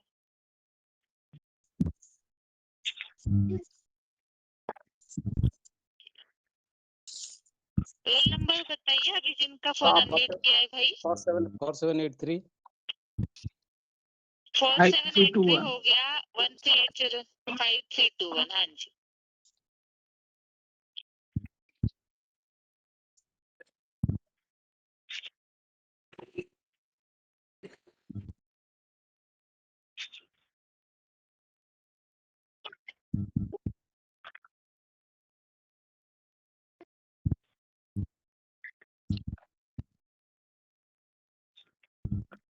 ठीक है, अभी सबसे पहले है 5321। आप बताइए भाई, भगवान सर्वव्यापी, आप भाइयों को सभी को सर्वव्यापी नहीं है, इस बात के लिए बताना होगा। और माताओं का जिनका भी अनम्यूट किया है, भगवान सर्वव्यापी है, इसके लिए भक्ति मार्ग वाले क्या बताते हैं वो बताना है। पहले तो 5321 भाई आप बताइए, आप कोई भी कंसेप्ट बताइए जिसको माता है, फिर उसके क्रॉस में बात बताएंगे। हमको भगवान सर्वव्यापी है कि नहीं है, किसमें बताना है? नहीं है। भाइयों को सभी को सर्वव्यापी नहीं है, इस बात को बताना है।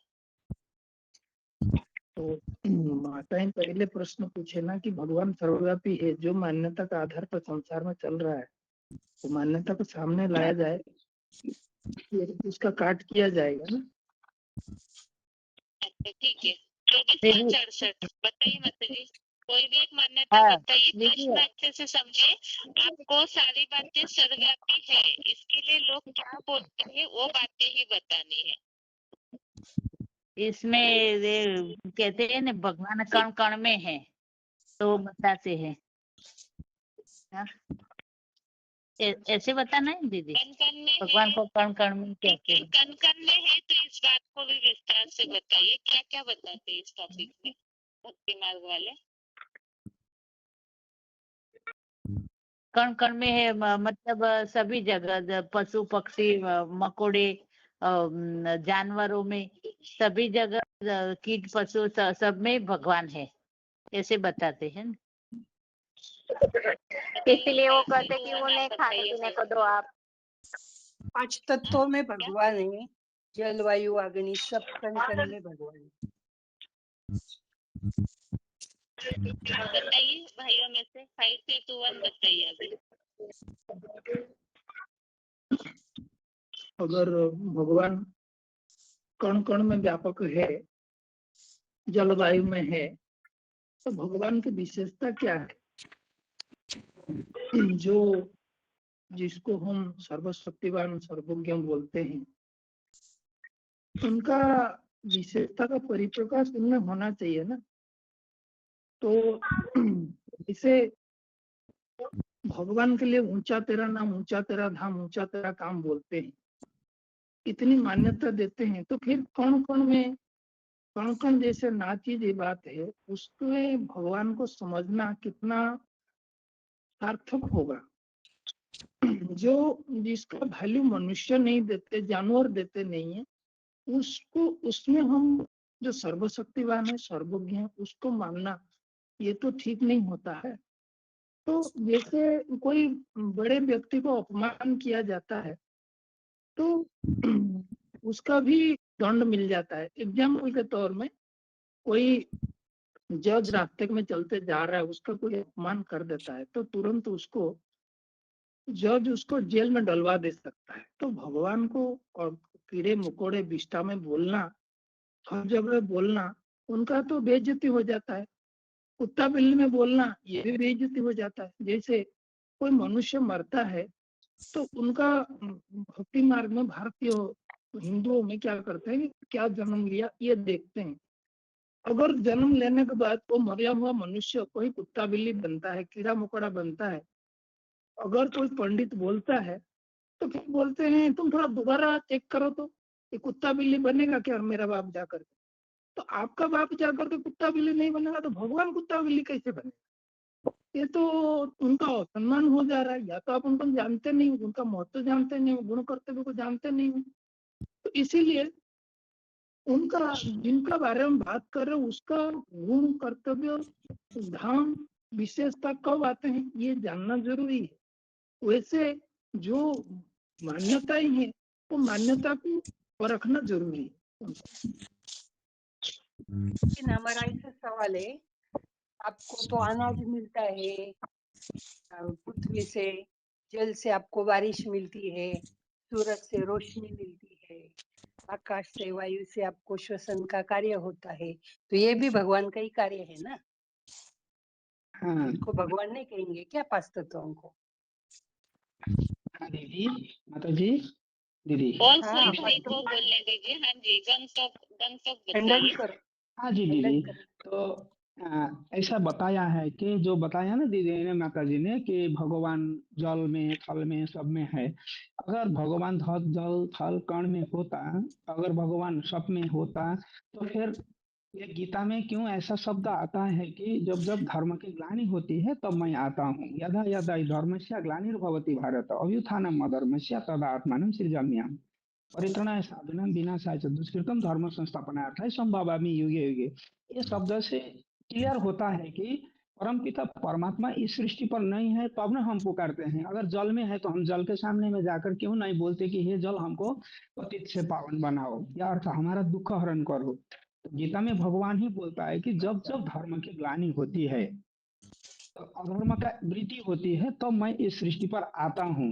तो आने का मतलब क्या हुआ? इसीलिए गीता में आया है कि मैं यहाँ नहीं हूँ, मैं हूँ परम धाम में। तो इसीलिए बोलते हैं ना, न तद भाषयते सूर्यो न शशांको न पावक यद् गत्वा उन्होंने न जो बात निवर्तन्ते। रखी उसका समाधान नहीं दिया, लेकिन वो 5 तत्वों देखिए की बात जो समाधान बता रहे माता जी, हाँ जी, हाँ जी। अच्छा, 5 तत्व ना? उसका तो मेन 5 समाधान, हाँ माता जी जो बोल रहे हैं 5 तत्वों में भी भगवान है, तो उसके क्रॉस में आप क्या बताएंगे? यही बता रहे थे कि अगर 5 तत्व में भगवान होता तो फिर सब जगह भगवान होता, तो उनसे ही हमारा सब कुछ सदगति होना चाहिए ना दीदी। तो हमारा अगर 5 तत्व में भगवान नहीं है, इसीलिए तो बोला ना भगवान ने, मैं इसमें नहीं हूँ, मैं जड़ में नहीं हूँ, थल में नहीं हूँ, वेद मंत्र गुरु ग्रंथ पुष्प पत्रम कोई में मैं नहीं हूँ, मैं उनसे सबसे अलग हूँ। मैं अलग होने के कारण मैं प्रकृति का आधार लेकर आता हूँ, प्रकृति में नहीं हूँ, ऐसा बोला है ना। अज अपि सन व्या आत्मा भूता नाम ईश्वर अपि किसने सन। बोला है प्रकृति में नहीं हुआ, ऐसे कहाँ बोला है बताइए? प्रकृति में तो बोला ना, इसीलिए प्रकृति में नहीं होता हूँ, मैं प्रकृति का तो आधार लेता हूँ, बोला ना।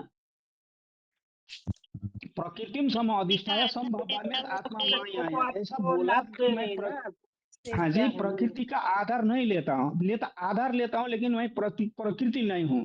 अगर प्रकृति वो भगवान होता तो फिर उनको आधार क्यों लेना पड़ता है? इनसे साबित होता है कि वो भगवान प्रकृति नहीं है, प्रकृति में नहीं होता है। इसीलिए प्रकृति में एक तत्व होता है, भगवान तो 5 तत्वों से भी परे है। इसीलिए भगवान सब कण कण में भी नहीं होता, 5 तत्वों में भी नहीं होता। इसीलिए गीता के कई श्लोक ऐसा श्लोक है जो श्लोक से ही साबित करता है कि मैं आता हूँ तो अलग से दिव्य जन्म लेता हूँ। मेरा जन्म भी दिव्य होता है, कर्म भी दिव्य होता है, मेरा सब कुछ दिव्य होता है। अगर यहाँ होता तो उनका जन्म ऐसा क्यों गीता में अलग से बोलना पड़ता कि मैं ये दिव्य कर्म जन्म लेता हूँ, अगर प्रकृति का आधार लेता हूँ, ये नहीं बोलना पड़ता ना। इसीलिए इस बात से ही साबित होता है कि प्रकृति में भगवान नहीं है, लेकिन प्रकृति को आधार लेता है, क्योंकि प्रकृति पुरुषम थो ही भुंगते प्रकृति जान गुणान, पुरुष प्रकृति थो ही भुंगते जान गुणान, बोला ना। ऐसा प्रकृति और पुरुष का दोनों के मिलकर संसार समाधान का सृष्टि। पूरा सटीक नहीं है, चाहिए अच्छा, हेलो हाँ समाधान जी, हाँ पूरा जी। सटीक नहीं है। हेलो। हाँ बताइए, हाँ जी बताइए। हाँ, भगवत गीता में बोला है ना, भगवान खुद कहते हैं एकांशेन स्थितो जगत। तो मैं इस दुनिया में इस साकार आपको सृष्टि में बात प्रकृति प्रकृति हाँ, प्रकृति की प्र, बात को क्रॉस प्र, करने जैसा अच्छा समाधान होना चाहिए। हाँ, प्रकृति जो है पंच तत्व से बना हुआ है। तो भगवान सृष्टि पर आते हैं पंच तत्व का सहयोग से। भगवान दिव्य जन्म लेते हैं, तो प्रकृति का आधार लेते हैं। आधार लेने के बाद इस साकार सृष्टि में आके बच्चों को बताते हैं मैं एकांशेन स्थितो जगत, एक अंश मात्र से स्थित है। तो इसलिए एकांशेन स्थितो, वो दुनिया के जो बच्चे हैं वो इस सृष्टि में दुखी बन गया है, उसको सुख में ले जाना है। वो कैसे ले जाना है उनको उस व्यक्तित्व में पहुंचाने के लिए भगवान इस सृष्टि पर आते हैं। तो कण कण में है तो फिर एकांश में कैसे स्थित हो जाएंगे, और मंदिर मंदिर में जाने का जरूरत क्या है, और पूजा करने की जरूरत क्या है। तो वो एकांश को सही तरीके से पहचानना है, वो नहीं पहचान नहीं है, इसलिए भगवान इस सृष्टि पर आते हैं। तो कण कण में व्यापी है तो कैसे मान सकता है एक वो तो सर्वव्यापी है, तो भगवान किसको क्या पढ़ाएगा, कौन क्या मेरा सवाल समझाएगा? ये है कि आपको अनाज मिल रहा है प्रकृति से, सूरज से आपको रोशनी मिल रही है, जल से आपको पानी मिल रहा है, हवा मिल रही है, तो ये भी भगवान का ही रूप है। इस 5 तत्वों के बारे में बोल रही हूँ, जो हाँ शरीर दीदी, है इसके बारे हेलो, में। हाँ माता, इसमें ना एक बात आया ना, तो मैं जब बोला ना, उनको न सूर्य न चंद्र न अग्नि भासती है, जहाँ जा करके नहीं लौटते हैं वह मेरा परम धाम है। बोला ना, मैं ये प्रकृति में कहाँ रहता हूँ? कौन बोला? सूर्य में, चंद्रमा में, अग्नि में तो मैं भाषित होता ही नहीं हूँ। उनसे मैं परे रहता हूँ, उसका मेरा धाम है परे से परे धाम, परम धाम। इसीलिए बोला ना मैं सर्वव्यापी नहीं हूँ। तो इसीलिए गीता का श्लोक है ना 15 का 6 में बोला है, स्पष्ट बात बताया है कि मैं ये 5 तत्व के कोई भी चीज में नहीं होता हूँ। पंच महाभूतों के बीच में उनका कोई भी लीन नहीं होता है, वो उनों से गुणों से परे है। तो ये गुण में उनका भाषित ही नहीं होता है। वो तो आता भी है, इस सृष्टि पर आता भी है, तो भी इस सृष्टि में उनके दुनिया में होना न होना एक जैसा होता है। इसीलिए वो सदा परम धामवासी है। वो ऐसा पंचभूत में नहीं होता है। वो तो प्रकृति खुद मुहैया कराती है, सतो प्रधान, तमो प्रधान, रजो प्रधान के कारण। ये बात नहीं है कि भगवान आकर ये 5 तत्व है। इस बात का आप खंडन नहीं कर पाई। भगवान जो है वो प्रकृति का स्वामी है, और गीता में बोला मायाध्यक्षण प्रकृति श्वेत सचराचरम हेतु नामने कौनते हो जगत विपरिवर्तित है। तो जगत का हर्ता कर्ता भाग्य विधाता स्वयं त्रिकालदर्शी परमपिता परमात्मा है, जिन्होंने जगत को सृजन किया है, सृष्टि किया है। तो उसका स्वामी होने के नाते उसके अंदर जैसे बाप बच्चे 10 बच्चे पैदा किया, क्या 10 बच्चे के अंदर वो रहता है? नहीं रहता ना। बच्चे का संस्कार गुण धर्म अलग अलग होता है। तो प्रकृति को जिन्होंने सृजन किया है, तैयार किया है, वो बोला सर्वभूतानि कौनते हो प्रकृति मामी काम कल्प क्षय पुनस्तानी कल्पादु विसृजाम्य हम। मैंने प्रकृति को और सब प्राणियों को जन्म किया है, सृजन किया है, सृष्टि किया है, तो उसके अंदर मैं कैसे रहूंगा? तो ये कभी भगवान प्रकृति के अंदर सर्वव्यापी नहीं होते। ये चैव सात्विक भाव राजसा तामसा चैव मत एवेत तान्विति न त्वहं तेसुते मयि। मैं उसके अंदर नहीं हूँ। ये प्रकृति त्रिगुणमयी है, सत्व रजो और तमो त्रिगुणमयी सृष्टि है, सर्कुलेशन होता रहता है। वो त्रिगुणातीत है, त्रिगुण विषय बता निस्त्रिगुण भवार्जुन निर्द्वंद्व नित्य वस्तु नियोगक्षम आत्मावान। मैं सर्वदा आत्मिक स्टेज में रहने वाले, सात्विक स्टेज में रहने वाले त्रिगुणमयी सृष्टि से परे रहता हूँ। तो मैं त्रिगुणातीत हूँ, मैं प्रकृति का स्वामी हूँ। और जब मैं आता हूँ अजोपिसन अव्यात्मा भूतानाम स्वरूपिसन प्रकृति में स्वामी दिष्टा है संभवामी आत्मा माया। मैं प्रकृति का कुछ नुकसान नहीं करता हूँ, उसका स्वामी होने के नाते प्रकृति का विरुद्ध जाऊंगा क्या? ये सवाल क्या है? आप कैसे कह रहे हो प्रकृति के अंदर भगवान समाया हुआ है जल स्थल वन वगैरह आकाश में? कहीं पे भी नहीं है। ये 3 गुणमयी सृष्टि है। त्रिगुणमयी सृष्टि के अंदर 3 गुण सत्व रजो गुणा गुणाभ्य वर्तनते इतिमत्वा न सज्जते। गुण गुण के अंदर आवर्तन करता है, उसके अंदर मैं नहीं हूँ। ये बात भगवान ने गीता ने स्पष्ट किया है। आप नहीं कह सकते भगवान सर्वव्यापी है।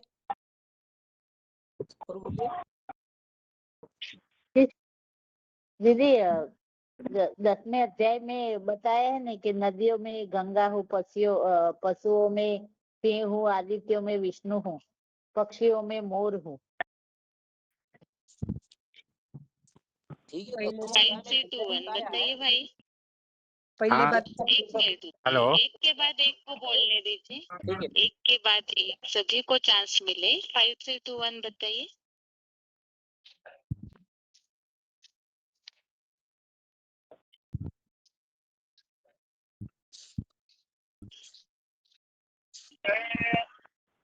बताइए, और किसी का फोन अनम्यूट किया है, बताइए। यच्चापि सर्वभूतानां बीजतदं अर्जुन न तदस्ति विना यत्सायं वयं भूतं चरांचर। मैंने बताया यदि मैं सब भूत का बीज हूँ अने जन्म देने वाला हूँ, लेकिन फिर भी मैं किसी में नहीं हूँ। से गंगा हो या जमुना हो या कोई भी नदी हो, कोई भी जितने भी विभूति में है जो बताया गया वो सारे परमपिता परमात्मा युग ऊर्जा है। बताया ये सब बैटरी है, कोई छोटा है कोई बड़ा है।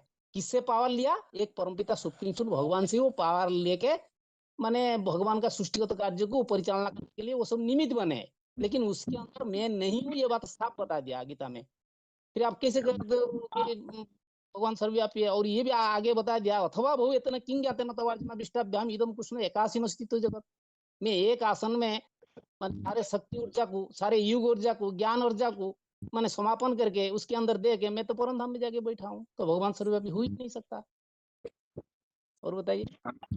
माता जी का जो प्रश्न है ना, उसका सटीक उत्तर होना चाहिए वास्तव में।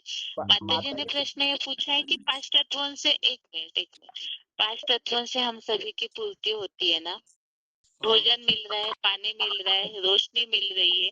अगर ये प्रकृति के 5 तत्व न हो तो मनुष्य जीवन कैसे चलेगा? आज उदर निर्वाह भी उसी से होता है।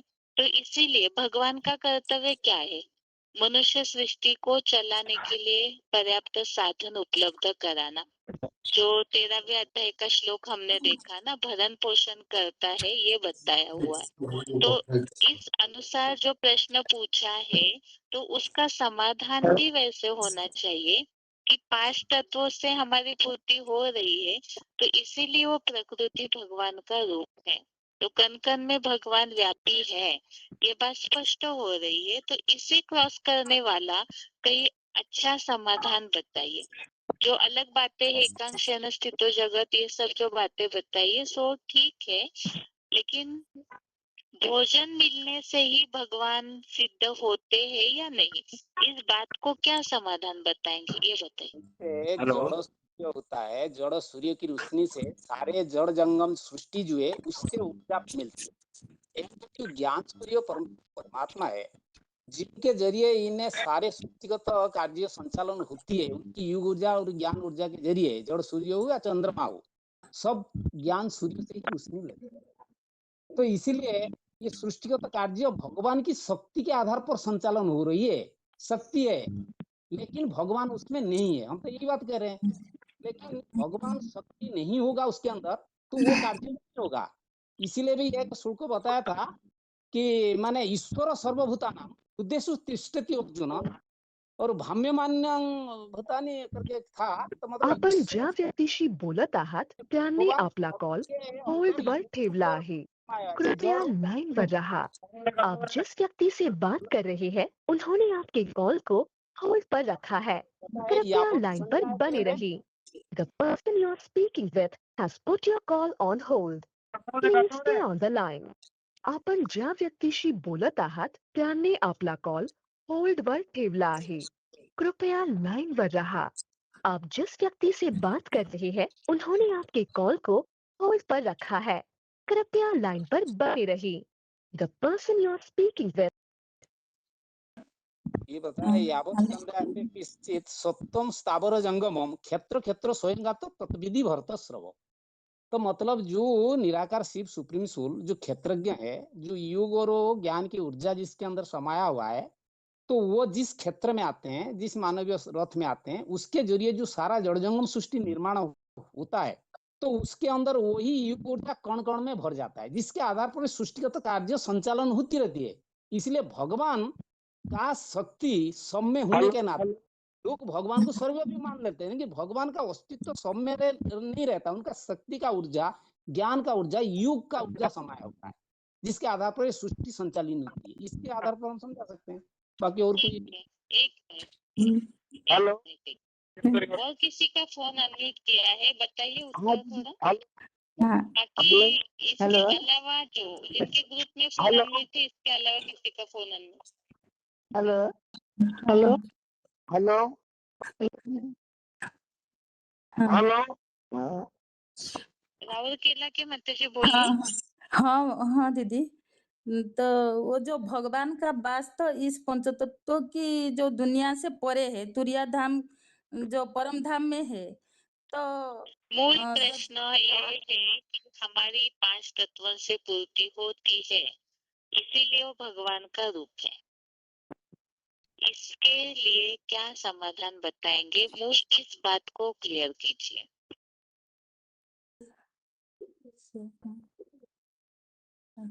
माता जी बताइए। 896 से है। जड़ देह की पूर्ति की तो बात नहीं है ना यहाँ तो। शरीर तो विनाशी है, ये तत्व भी विनाशी है। आत्मा में जो योग ऊर्जा है वो भगवान की है, और वो भगवान जब सृष्टि पर आते हैं तो नंबरवार जैसा जिसका पात्र है वो जिससे भरते हैं, तो वो ड्रामा प्लान अनुसार वैसे होता है। क्योंकि ये तो बताया ही कि प्रकृति जो है वो 3 गुणों में आती है और भगवान तो त्रिगुणातीत है। तो भगवान 3 गुणों में लिप्त होते ही नहीं है, तो प्रकृति में होने की बात नहीं आती ना। ठीक है, एक समाधान अच्छा है। फिर एक खाने पीने की बात, शरीर विनाशी है, लेकिन समझे कोई व्यक्ति 100 साल जी रहा है, तो उतना जीने के लिए तो उसको भोजन चाहिए ना। विनाशी है करके कोई खाना नहीं खाएंगे ऐसे तो नहीं होगा ना। माता जी बताइए नाला सुपारा। और एक फोन अनम्यूट है डायलिंग नंबर से। जी दीदी, मेरी आवाज आ रही है? हाँ जी बताइए। हाँ जी। भले ही अग्नि पृथ्वी हमें जीवन देते हों, पर सतो प्रधान अवस्था में तो सभी सुख देते हैं और तमो अवस्था में दुखदाई होते हैं। परंतु भगवान सुख दुख सत असत से परे कहा जाता है। सूखे में बरसात हो जाए तो कहेंगे उसने कृपा कर दी, या भूखे को जमीन से उपजा भोजन मिले तो कहेंगे उसने कृपा कर दी, यानी भगवान की तरफ इशारा होता है। ये हमें हमारा इशारा भोजन पानी की तरफ नहीं होता। आखिरकार जीवनदायी तो भगवान ही हुआ। शास्त्रों में भी एक कहानी बताते हैं कि डिब्बी में एक चींटी को बंद किया और उसे भी भोजन मिल गया। तो वहां पे भी यही माना जाता है कि भगवान ही पोषण करता है। और ऐसे भी साधु संत है जिनकी महिमा है कि वे लोग बिना भोजन पानी के या उसका त्याग करके भी जीवित रह जाते हैं। कहने का मतलब है कि भोजन पानी साधुओं को कि वो साधु उस भोजन पानी के ऊपर डिपेंड नहीं है। और प्रकृति को कंट्रोल करना वो तो या कोई बिगाड़ना या साधुओं की सुधारना। बात होगी ना माता जी। एक हाँ मिनट जी। अभी फिर से क्रॉस करे। वो तो साधु कोई होंगे, मतलब जैसे हजारों लाखों लोगों में कोई 2-4 साधु या 10-20 होंगे जो जी बिना इसके खाते पीने रहते होंगे, जो भी उनका।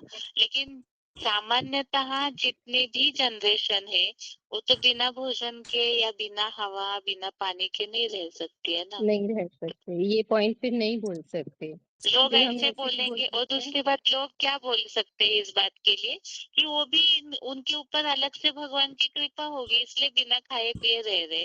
बाकी जिनको आवश्यकता है उनकी भगवान ही पूर्ति करते हैं। तो इसके लिए कोई सटीक समाधान होना चाहिए। ठीक है, जो माता जी ने प्रश्न पूछा उन्हीं से पूछते हैं।